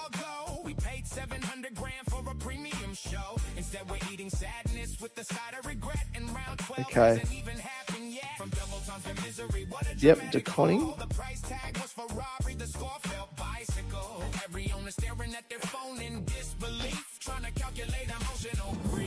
But if you just think about you match that head to Stanley, it fits. You match that head to Stewart. No, actually, I don't think it is Stewart. I think it's probably between Stanley and DeConning. Manage, they say, with a straight face grin. While SuperCoach. All right, who are we going? TDK or Stanley? Or someone else? We've got one vote for TDK, definitively. This could be the toughest one yet. I don't even know what that brand of headband is. Is it A? I don't even know what that lettering is. It's all three. You can take that photo and put it on all three. Exactly right. Like, can you imagine the face or the rest of the head? But wait, reports are emerging. Round 13. All right, we've got Stanley, TDK. Jamie, you're the deciding vote by the looks of it. We have 34 people joining us as well, so 35 people now. So thanks for joining us. If you've jumped on late, don't forget to like the video, give us a subscribe, and you can hype the video. I don't think you can when it's live, but after the fact, feel free. Deconning. Alrighty, we'll go with Deconning. Brody, please. Who the hell is this? It's not Chris Judd. Matty Liddy. Don't even know who that is. It's not Lance Whitnell. Dyson Heppel. Epp had like dreadlocks, so it can't be him. It's got to be Matty. Who's Matty Liddy? Is he the port bloke? I don't even know what he looks like. So I'm going to say it's him. Gather round friends and spare a thought. Child. Exactly. It could be my son. Felix, what are you doing on here, mate? It's got to be Liddy. It's not Whitnell, it's not Heppel, and it's not Judd. So I think we'll go with Matty Liddy.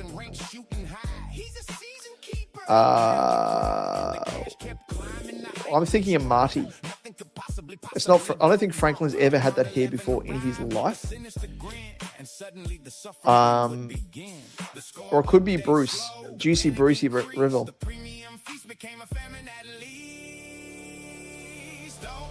I don't think it's Brandon Parfit. But my initial reaction was a Marty, the Marty party.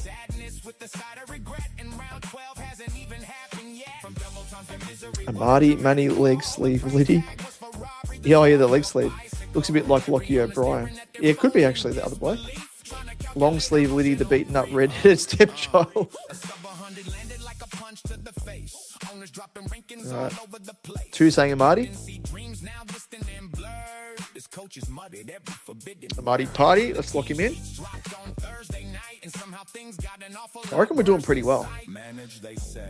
This has got to be Rao. Even before I had a look at the options, you can see the eye. That's Matt Rao.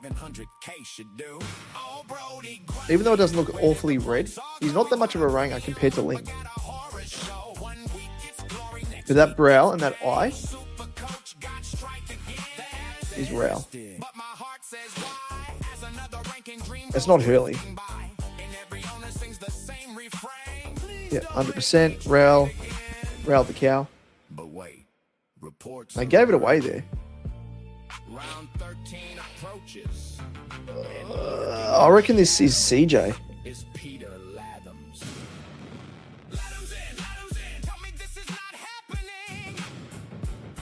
They've already had Amadi. Amadi hasn't had this hair before. Bruce has got like tied back hair. And the complexion's different. I think it's CJ. Yeah, Jack. Yeah, you know as a Hawks man. Ads. All right, let's go again. Oh, that's Baz Lenker. I think I've seen this photo before.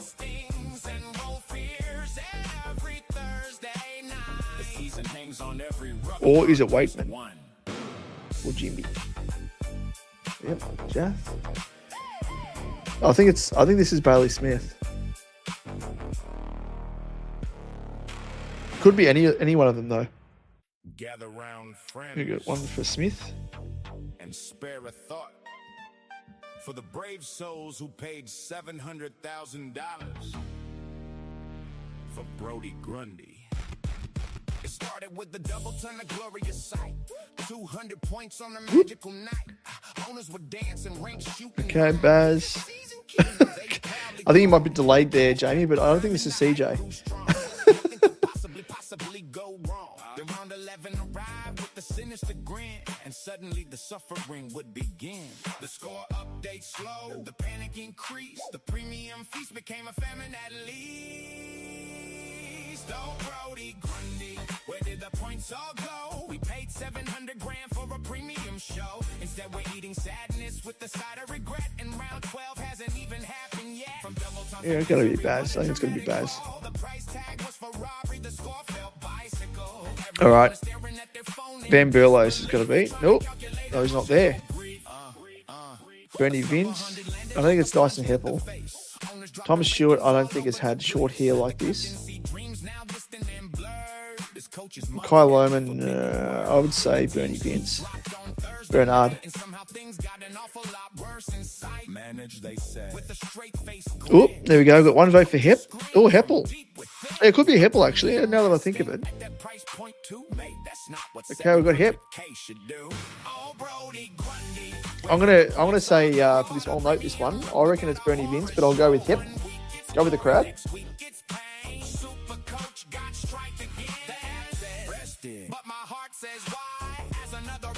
Oh, this is interesting. It's someone with, it's Christian Salem. Those thick eyebrows, which, as you can see, I've got the thickest of all. A fellow thick brow brother. I'm going to say it's Christian Salem. Grolfie's had that hair before, but I don't think he's got those eyebrows. Don't think it's Sam Collins. And Roy Lobb looks nothing like him because he hasn't got those thick eyebrows. Yeah, it's a good call, actually. Could have been Caddy. Yeah, Salem.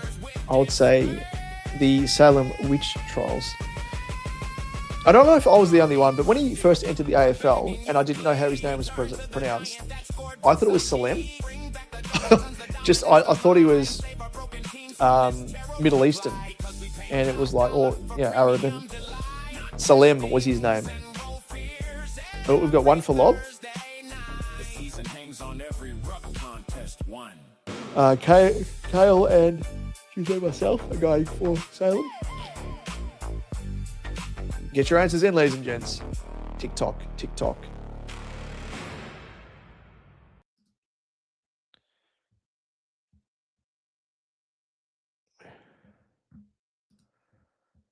All right, another one. Salem. Christian Salem. This is going to be Nat Fife, I reckon.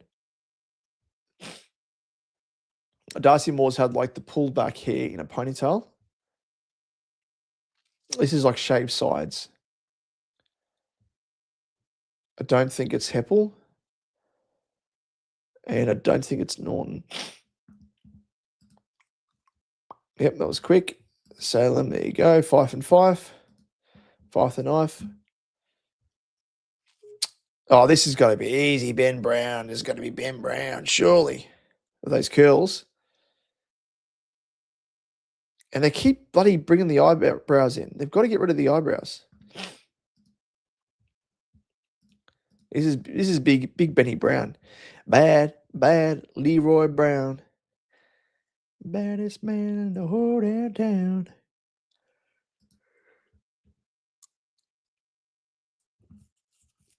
Do we go with Ben Brown? That's Brownie, 100%. Yeah, let's do it. I reckon we've smashed this quiz. I think this is Rewalt. Looking at the again the brows, and you can see at the top of the eyelid.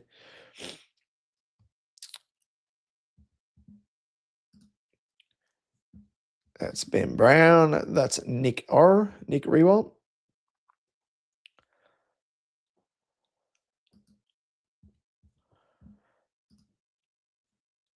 Yep, Roo. Hooroo. Got a few roos. All right, let's lock him in.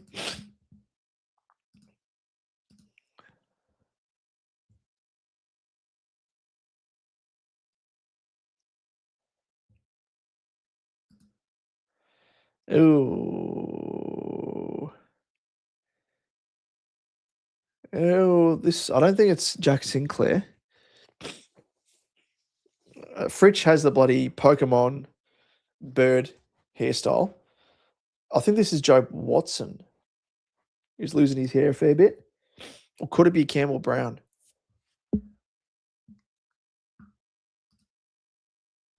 Yep. Everyone's pretty keen on LeJob. Let's lock him in. And oh no, maybe 2 questions left, 3 questions. Who is this? Well, definitively say this is not Nick Dacos. I don't think it's Dusty Martin. Looking at the complexion, it looks a little bit like Daniel Kerr. But is it just a really tanned Jake King, Jake the Snake, the push up? So we've got 1 for push up, 2 for push up, 1 for Kerr.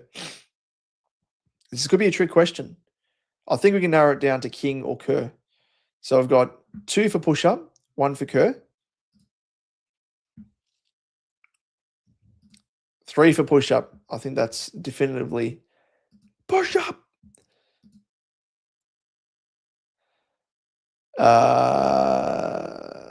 Who is this? Dyson Heppel, Sean McManus, Cody Waitman, or Rory Sloane? This is another tough one. I reckon it looks a little bit like Waitman to me. Just again, the top of the nose, eyebrows. Sean McManus had curly blonde hair, if I recall correctly. Curly-ish. A little bit wavy, yeah, maybe. Or is it Dyson Heppel?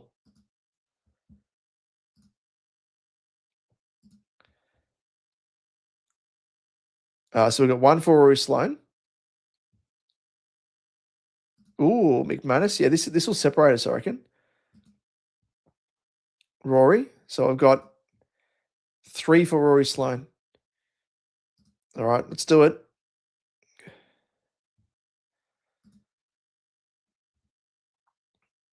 Oh, that's got to be Alex Rance. With that sort of hair.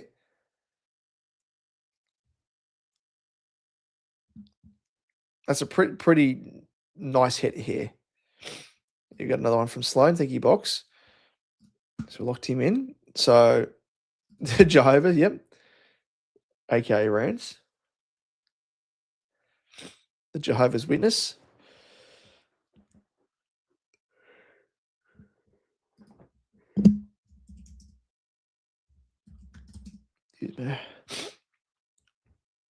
Ivan always had like, I know he cut his hair late in the piece, but he had like that bit of a mullet. Rance with the motorcycle ruts across the forehead. Very good.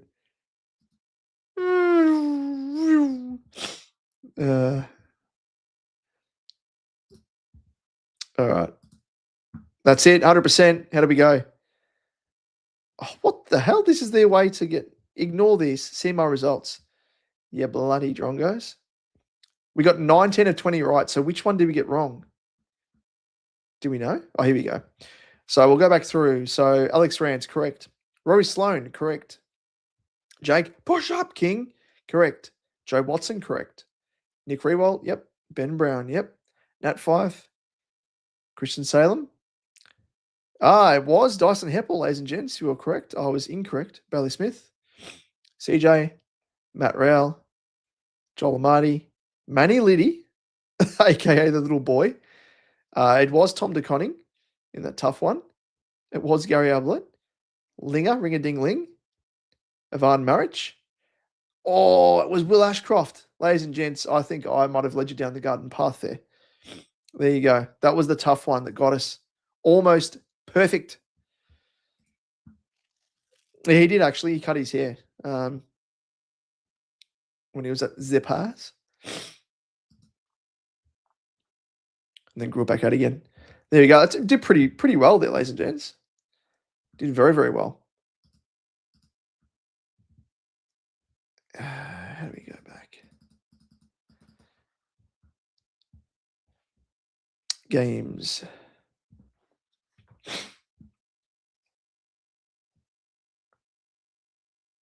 All right, let's do footy names. All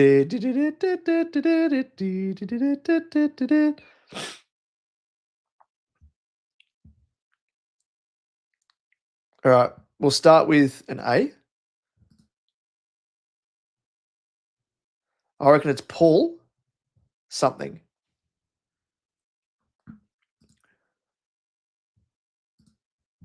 No, it's not Paul. All right, ladies and gents, throw us a letter.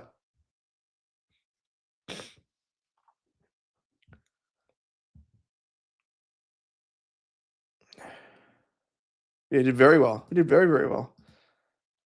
We know our footy player here. Is that an L or an I? Ads. I'm going to say an L. Oh, Jake something. It could be, yeah. Jake.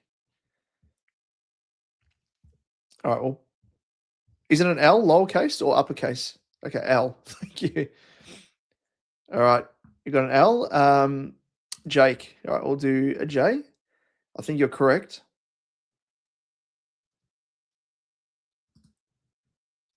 Ooh. I think it's got to be Jake Melksham, doesn't it?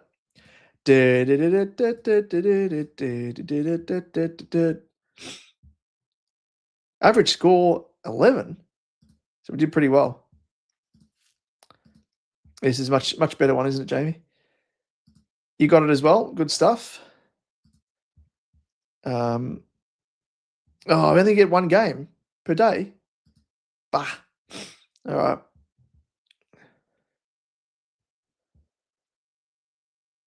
All right. Shall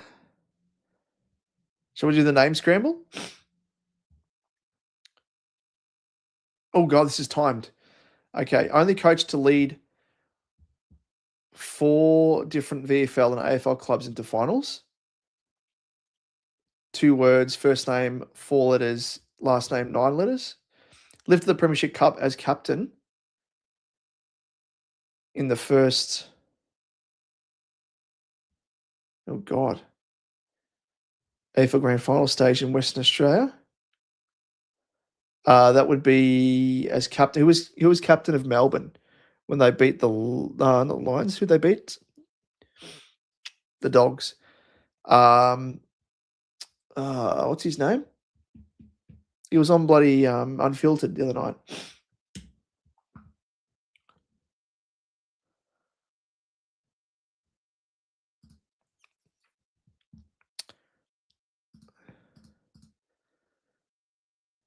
Mick Malthouse. Oh, okay.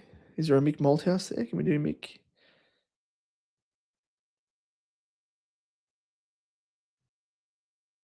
Where's CK?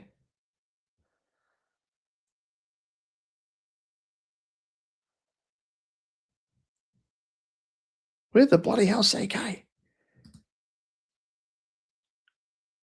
There it is. There we go. Good stuff. Mick Malthouse is out. I'm the number 1 national draft pick to win multiple Norm Smith medals.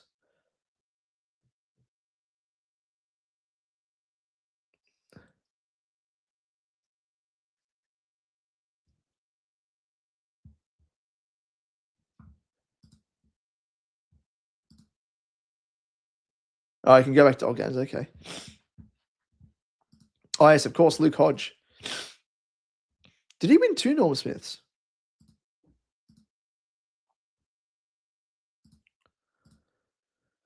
Hosted the first AFL Premiership season match in Alice Springs.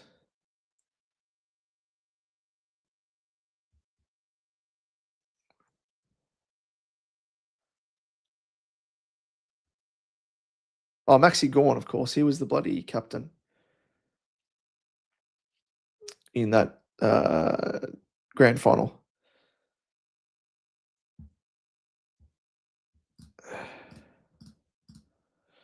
Sits atop South Melbourne and Sydney's all-time VFL AFL goal kicking tally.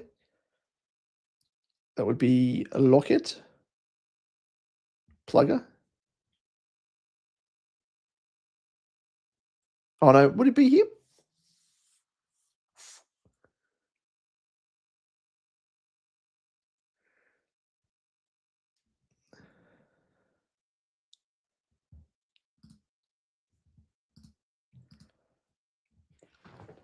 Oh, who are these, ladies and gents?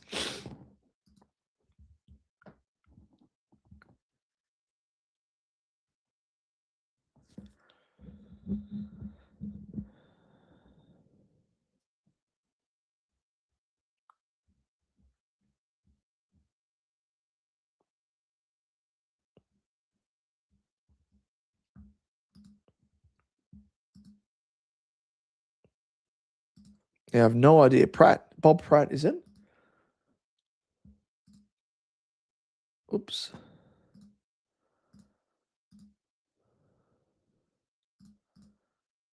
Okay, there you go. I have no idea who Bob Pratt is. There you go. Learned something new.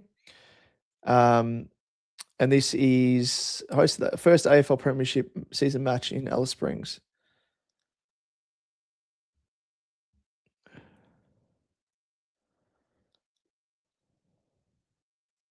Traeger Park, it is. TIO.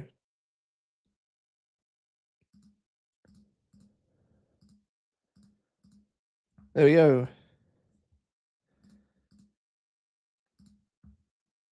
Yeah, don't know about that game. Don't know about that one. Shall we do hanger quizzes? Oh, it's not working. Oh, here we go. This is quizzes again. Anyone to tickle your fancy, ladies and gents?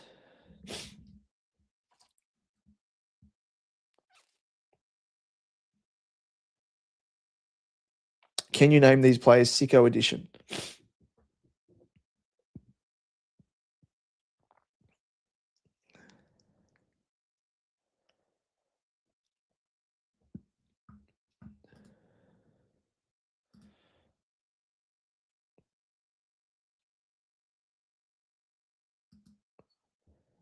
Which club do I play for? Luca Grego. Who does he play for? This is going to be a tough one. No photos, obviously. Who does Luca Grego play for?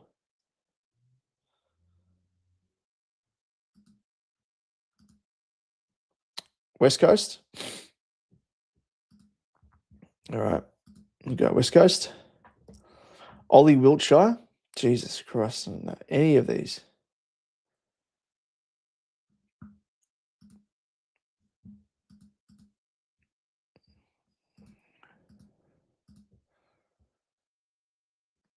Cats? Geelong? Lewis Hayes? That would be Essendon, I'm pretty sure. Yeah, I'm just injured himself again in the VFL. From memory. Am I correct? Is it Essendon?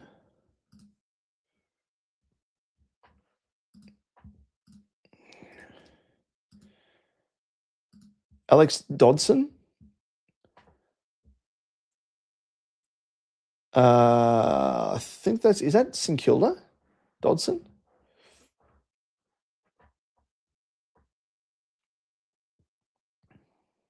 St Kilda? Billy Dowling, that's Adelaide. We're just clicking the ones that we know. Jed Adams, that is Gold Coast. Is that correct?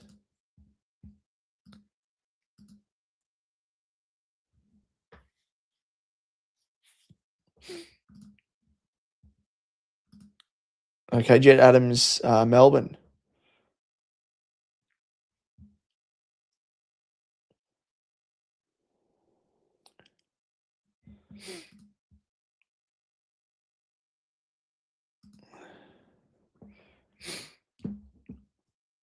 Who could it be?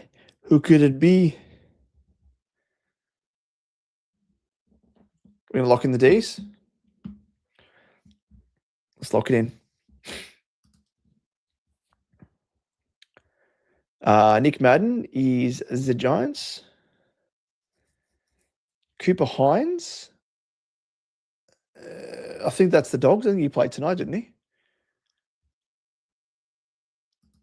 Cooper Hines.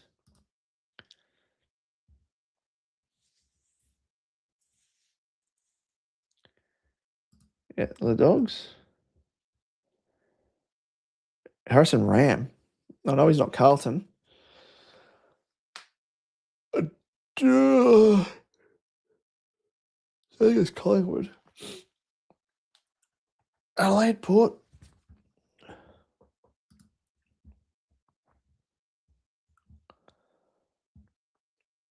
The pair.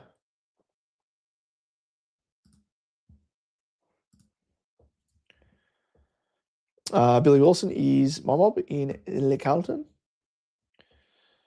Cooper Trembath is North Melbourne. Will Hayes, I think he is, because there is a Hayes at Collingwood. And there's also one at the Dogs, if not mistaken. So who's who in the zoo? It's the previous ones, yep. Will Hayes, ladies and gents, where's he from?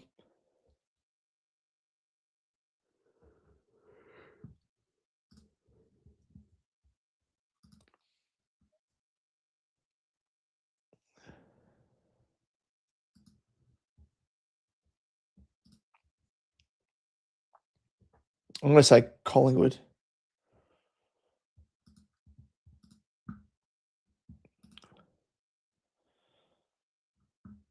Oh, shit. Sorry, mate. Maybe I should go on the Doggies. Can we go back? I don't know if I can go back.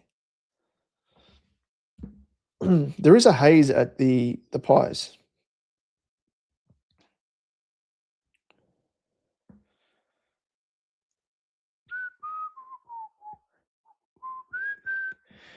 Hugh Davies. Who is Hugh? Pies, okay. Hugh Davies. That's for Freo? For Davies? Liam Fawcett. I think he's Richmond. Is he the key forward that injured himself? G'day, Tiger Matty. How are you, mate? Going very well. Hope you're likewise as well. My trades this week were the Melbourne Cup winning trainer sister's son in Hugo Hall. There you go, some trivia. LDU and JHF would have rather brought it in rail than JHF, but need cash for Cherry next week. Very nice, mate. The Melbourne Cup winning trainer's sister's son, Hugo Hall. There you go. We're just doing a bit of a quiz now, Matty, if you've jumped in a little bit late. One of the many quizzes on Zero Hanger, which is good fun. The category is obscure players. So you got to try and match up as to which team they play for.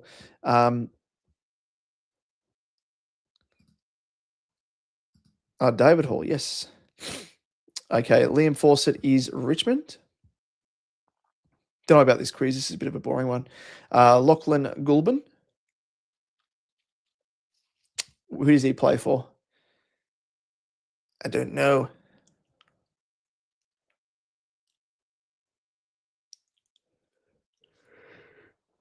Send your answers in.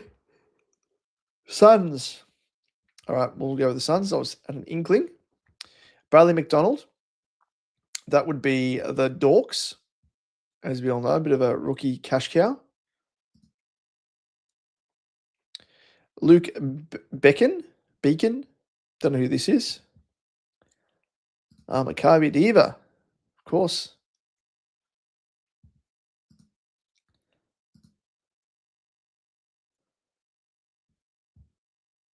Who's HC the Goblin? Who's the Goblin?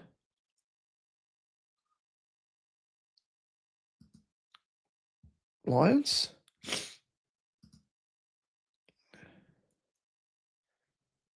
Who are you referencing there, Hunter? And is that, by the way, is that the is it DoorDash or is it DD or one of those, the little midget man playing the flute?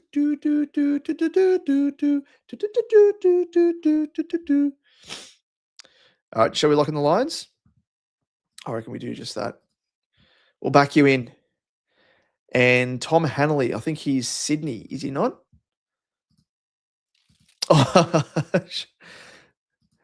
Very good. I'm trying to work out. Surely it's not a real person. That midget that's doing the flute. Sure looks real though. In makeup, of course. Swans, it is indeed. And here we go. Let's see our results. We got all of them out. Holy shit, ladies and gents. Well done. Got every single one correct. Better than the previous quiz. Who would have thought? Who would have thunk it?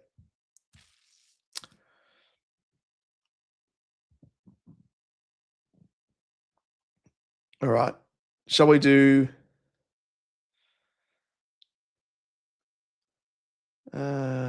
Streak games, how far knowledge can take you. What's Streaker? What do we want to play, ladies and gents? I asked Google AI if he was real. Apparently he is.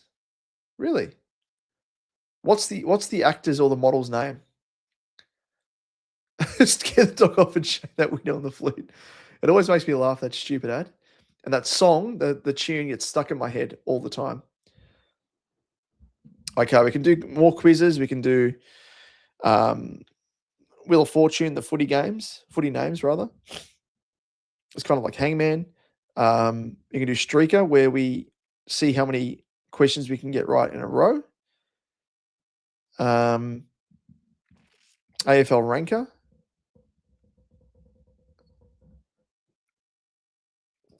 Oh yeah, Warble of the Day. Let's have a look.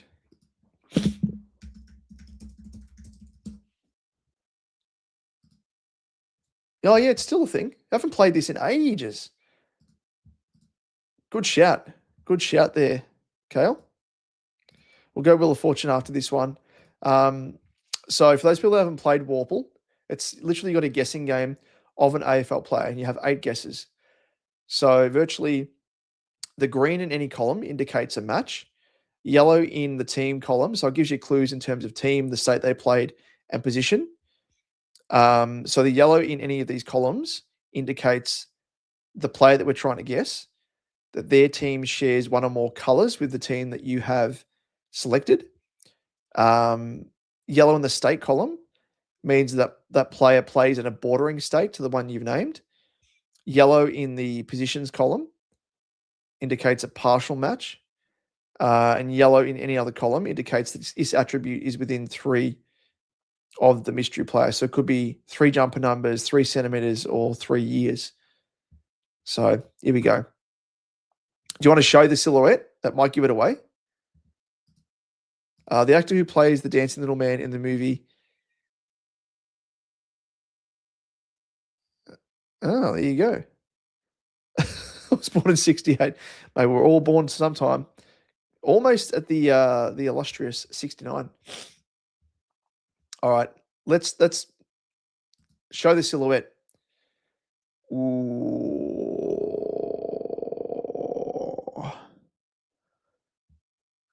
This to me looks like a Brent Daniels. Have I given it away?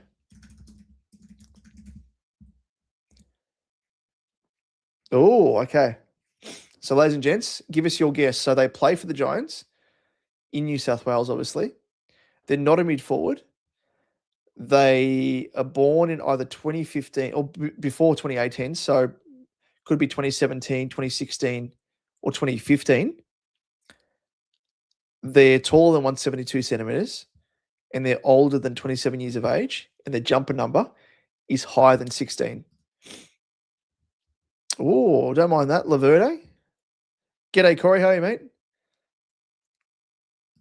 Laverde is a good guess. You've got it. How's this? We got it in 2 guesses. That's crazy. Good stuff, Corey. Geez, we nailed it. That was just pure guesswork in terms of me thinking it was Brent Daniels. That's crazy. There you go. 2 guesses. What was the average guess rate?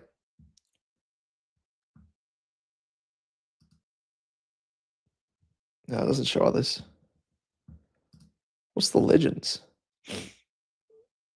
Oh, okay.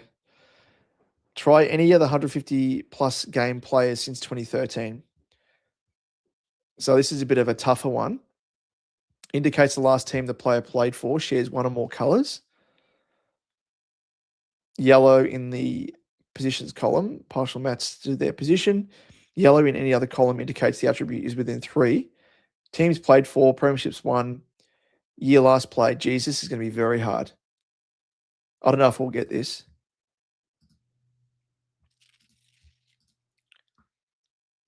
Very nice, Corey. Smashed it. All right, we'll show the silhouette. Ooh. They've got short hair. Very, very short hair. They look to be a legend. A legend. Who's had shaved hair to be classified as a legend? All right, still side bottom. We've got Ted Richards is a good shout. All right, Corey, seeing as though you got our winning guess, we'll start with you with steel side bottom. Ooh, okay, yep. So they got the year right. They've played for one team only, single game player. Last played in 2026, so they're still a current day player. And they've had 2 premierships. And they share one of the colours with Collingwood, either black or white, with 2 premierships. And a jumper number lower than 22, and they're shorter than 184 centimetres, and they're not a midfielder. So they're still playing, so it can't be Ted Richards.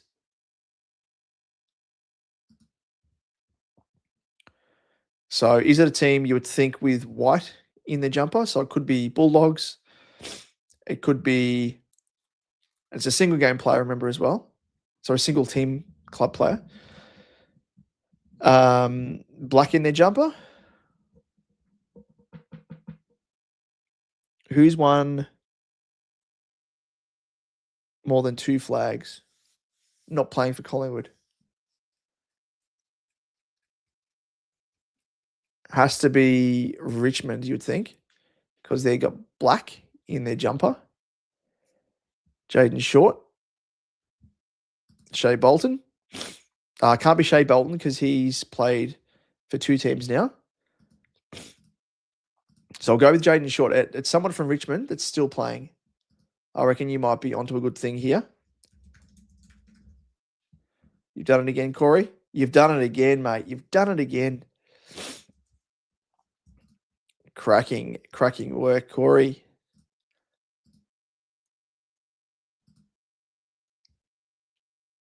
There we go. We'll go back to, because there was a request, footy names. We'll go back to that. No, we can't. Can we play another one? No, it's a new game every day, so we can't play it again, unfortunately.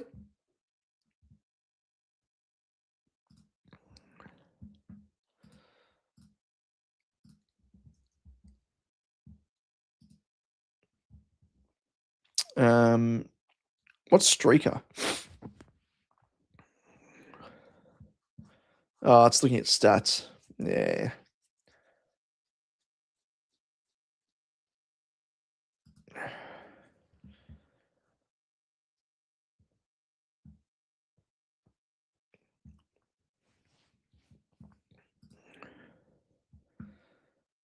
Well done, Corey, indeed.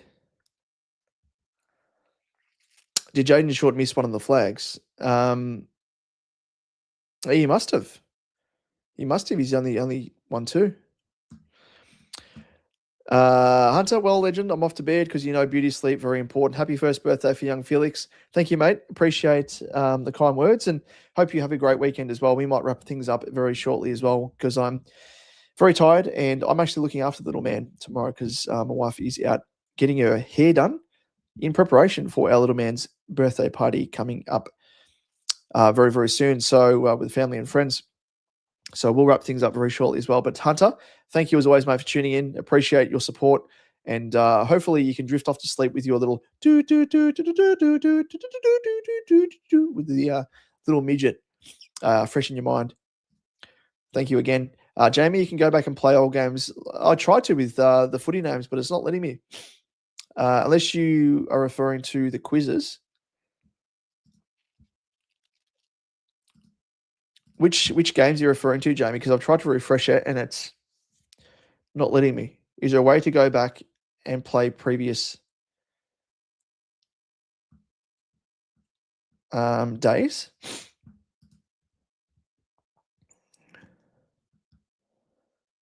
Oh, I missed a game. Okay, sign and register. I have to sign in. I don't think I've got an account.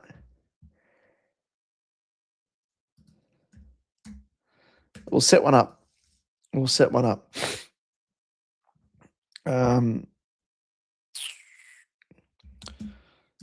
Let's do the SuperCoach Edge email.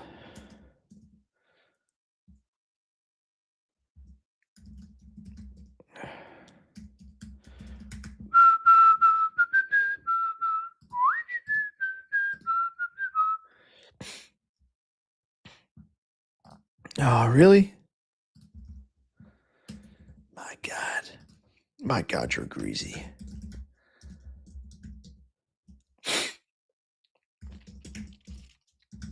Let's go.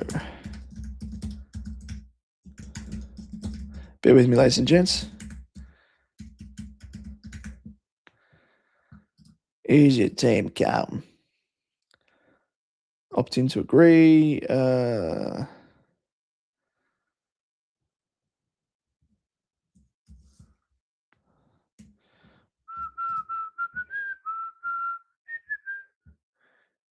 Password must contain at least one capital letter.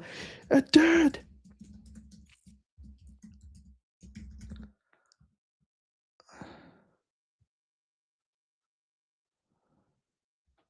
Oh my God.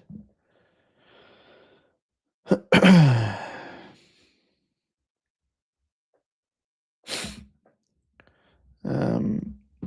don't think I put that password correct. I thought I both did them. It's not going to let me do it again, is it?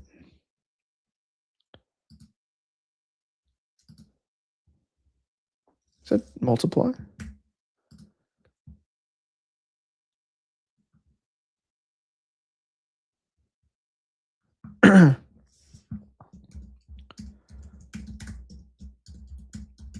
Doesn't like me, buddy.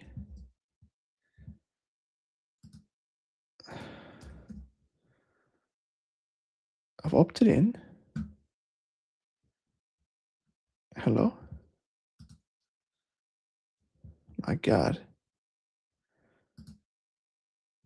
I think we're in now. Okay, so if we go back to games and footy names, you used to be able to on the footy names. I think you can now that I'm logged in, mate. Let's give it a go. Says Sweet Dreams Hunter. Just looked it up. He played 16 of the first 17 games that year, but got dropped for Bashard late. Oh, my Lord. Spewing. There we go. Missed a game. So they make you sign up. That's the kicker to play the previous games.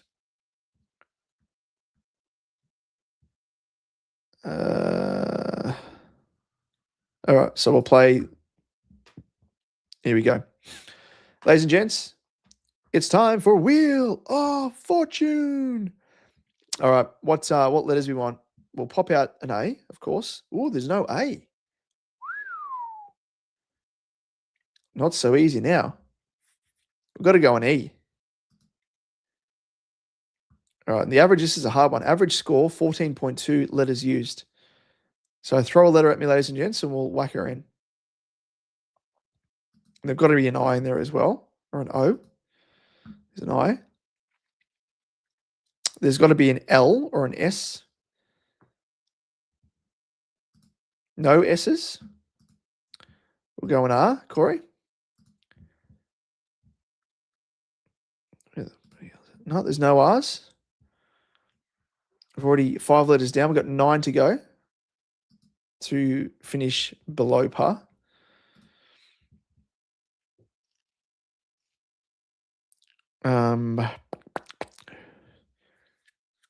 This is a tough one. Well, ending in E, it's got to have an N in the name.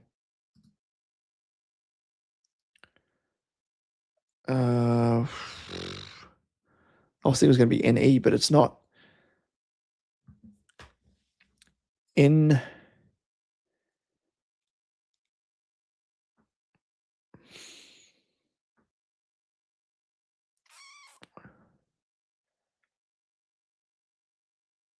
Vince? Is Vince the surname? Hinge. Mitchell Hinge. You've got it. Spot on, Jamie. Smashed it. Mitchell Hinge.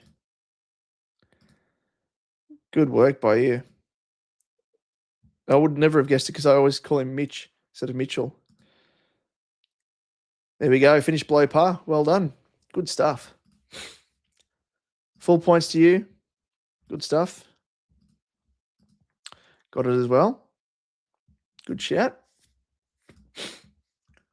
Okay, next game. Let's go. So that was below par. So good stuff, ladies and gents. Smashed it. So the next one's a hard one as well. Average 14.6. We'll get the A out of the way. We'll go the E. Ooh.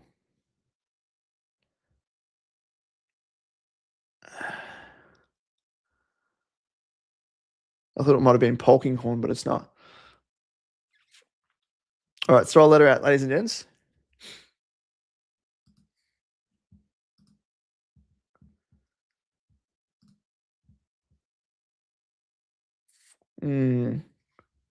Could be a T, could be an S in there. There's no T.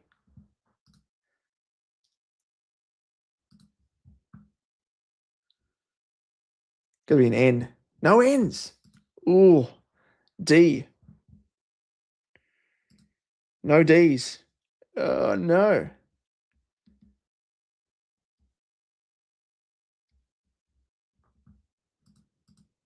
An M. Says Jamie. All right, let's give an M a go. Okay. First letter of the last name. Long last name. It's like Main Wearing. It's not though. P. No P's.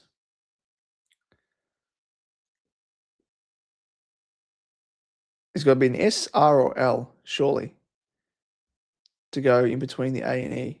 Go on L. Is it Malt? No, it's not Malt House.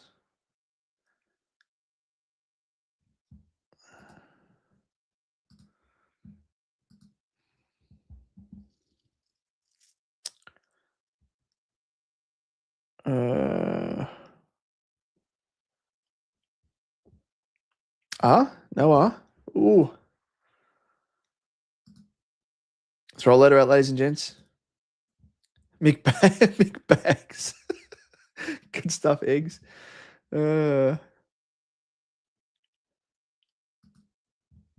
Okay, M something something L. Oh, it's Hugh McCluggage. Of course. Bloody Hugh McCluggage. There we go. Got it before the pass. Sorry, ladies and gents, I jumped in there. Good old Huey. So we got before par as well. So we'll take that. It's the suitcase indeed. Almost got us. Not this time, McCluggage.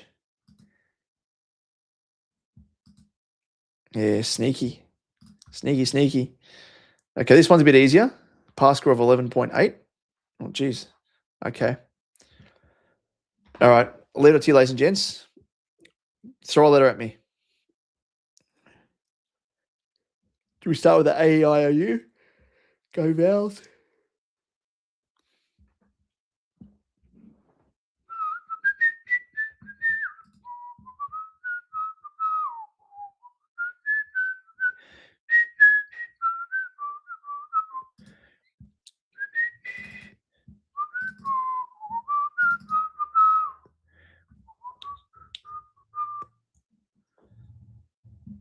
Corey, you kick things off with a C. I like it. Adventurous. Oh, first letter of the first name. We've got an A from Cliff. Nope, there's no A's.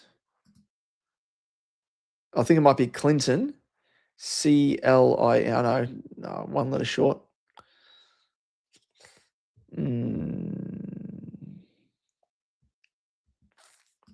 It's not Clinton.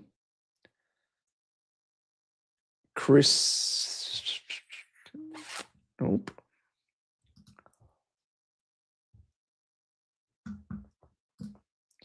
Letter. Give me a letter. Step right up. Give me a letter. Oh.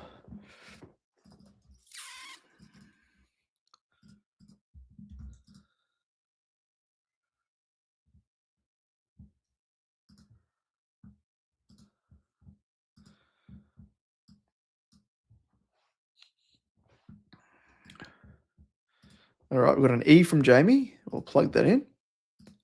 Oh, yep, there's an E in the first name. There's an O. Let's see if there's an O. Oh, who we got here?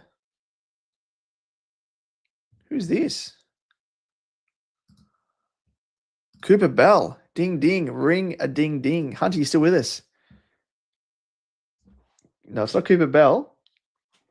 It's Cooper something, though, it looks like. Cooper. Lord, exactly. The Carlton gun. Ring a ding, ding. Well done. Well before the par. No worries. Thank you, Hunter. Appreciate it, mate. I know you'd be itching at you, wouldn't it? Not knowing who it would have been if you went to bed. All right. Play another. And whilst we're playing, we'll put some background music on, shall we? For years, Chris Scott. man stood between AFL SuperCoaches And it's and called cash generation Scott Ray. prosperity. That man was Brad What Scott. autocorrect got me then? And now, Okay, yeah, okay, the gotcha. Mad King is Gotcha, dethroned. gotcha, The gotcha. prison gates are open.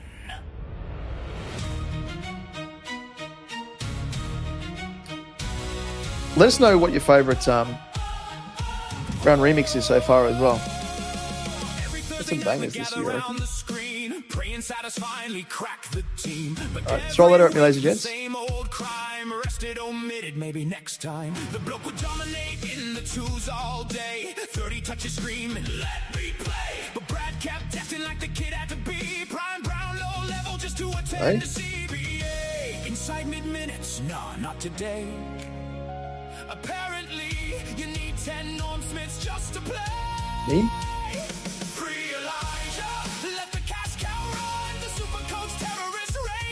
Oh, yep, there's a T.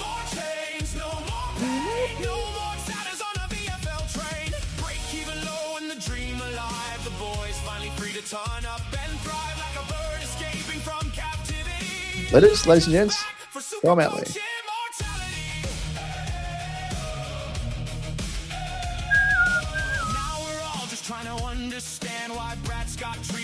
You stick with Scott's point. Accidentally crossed the line. Was there some secret crime behind the scenes this time?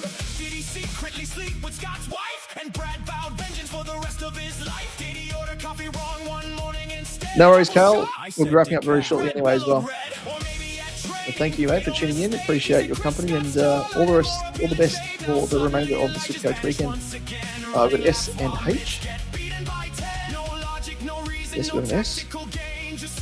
No H.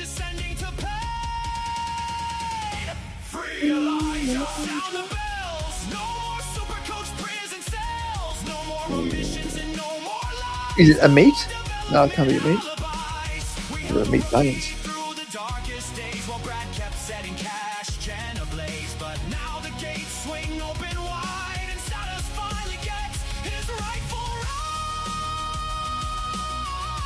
Is it N?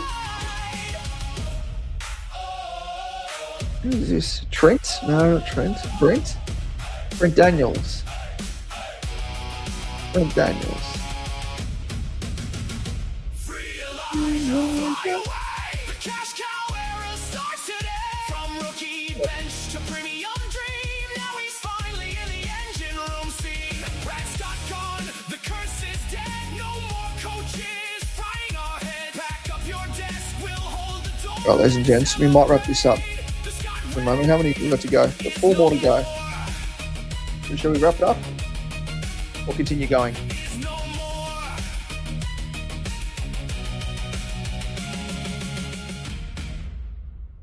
Dun, dun.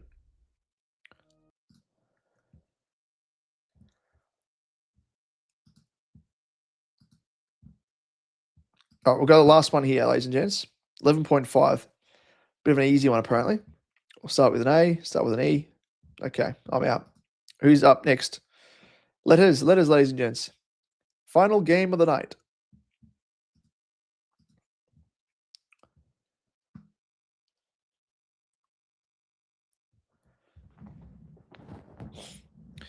And then I'm heading off to bed.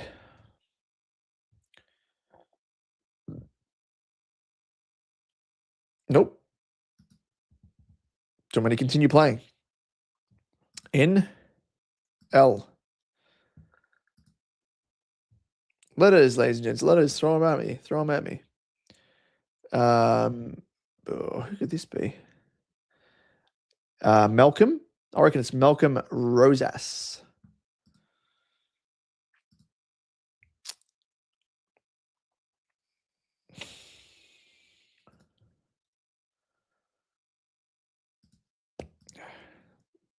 Done and done. Ladies and gents, smash that. 9 letters compared to the 11.5 par. Very good. Very, very good. Ladies and gents, with that, we might end things here. We've been going for 2.5 hours. That's crazy. Thank you as always for tuning in. Appreciate all of your company. Hopefully you had a decent start to the SuperCoach round 13 last night, Friday night, of course, as well. And hopefully it continues on and we're able to have a half-decent scoring round in the second bye week for the mid-season bye. Jamie, thank you as always for tuning in, mate. I appreciate your company as always. You're an absolute gentleman and a scholar. And hopefully you'll get some fun doing the quizzes and something different. I might try and look into doing some actual trivia and quizzes because there are some out there. So I might try and source some. And we might use it for the next Friday night stream. But thank you, mate. Thanks for tuning in. Corey, if you're still with us, thank you as well, mate. Who else we have? Kale, who's since left to go to bed. Hunter Virus as well, who's been with us across most of the night. Egged, who jumped in with the McBags and then just jumped off again. What a contribution. Tiger Matty as well. And again, one of our longtime supporters, you can see there, he is a member of our channel, which, speaking of which, if you are keen to join as a member of the SuperCoach Edge YouTube channel, feel free to do so. It is for as little as $3.99 for the entirety of the month.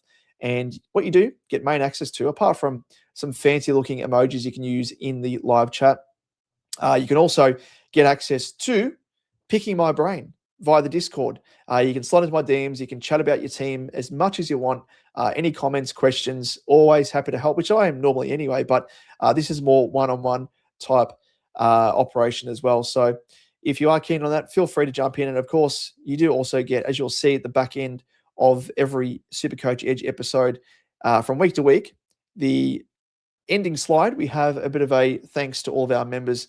So you get a bit of a shout out for your contribution and support for the channel. Likewise as well, you can hit us up on socials at SuperCoach_Edge, Facebook, Insta, TikTok, all those avenues. You can find us on there.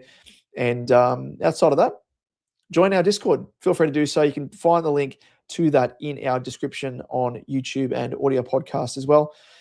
But that's it, ladies and gents. Thanks as always for tuning in. Hopefully you have an incredible rest of the round 13 and post a really nice score and can climb the ranks, continue climbing the ranks and win your all-important head-to-head matchups and stick around in the SuperCoach Cup as well.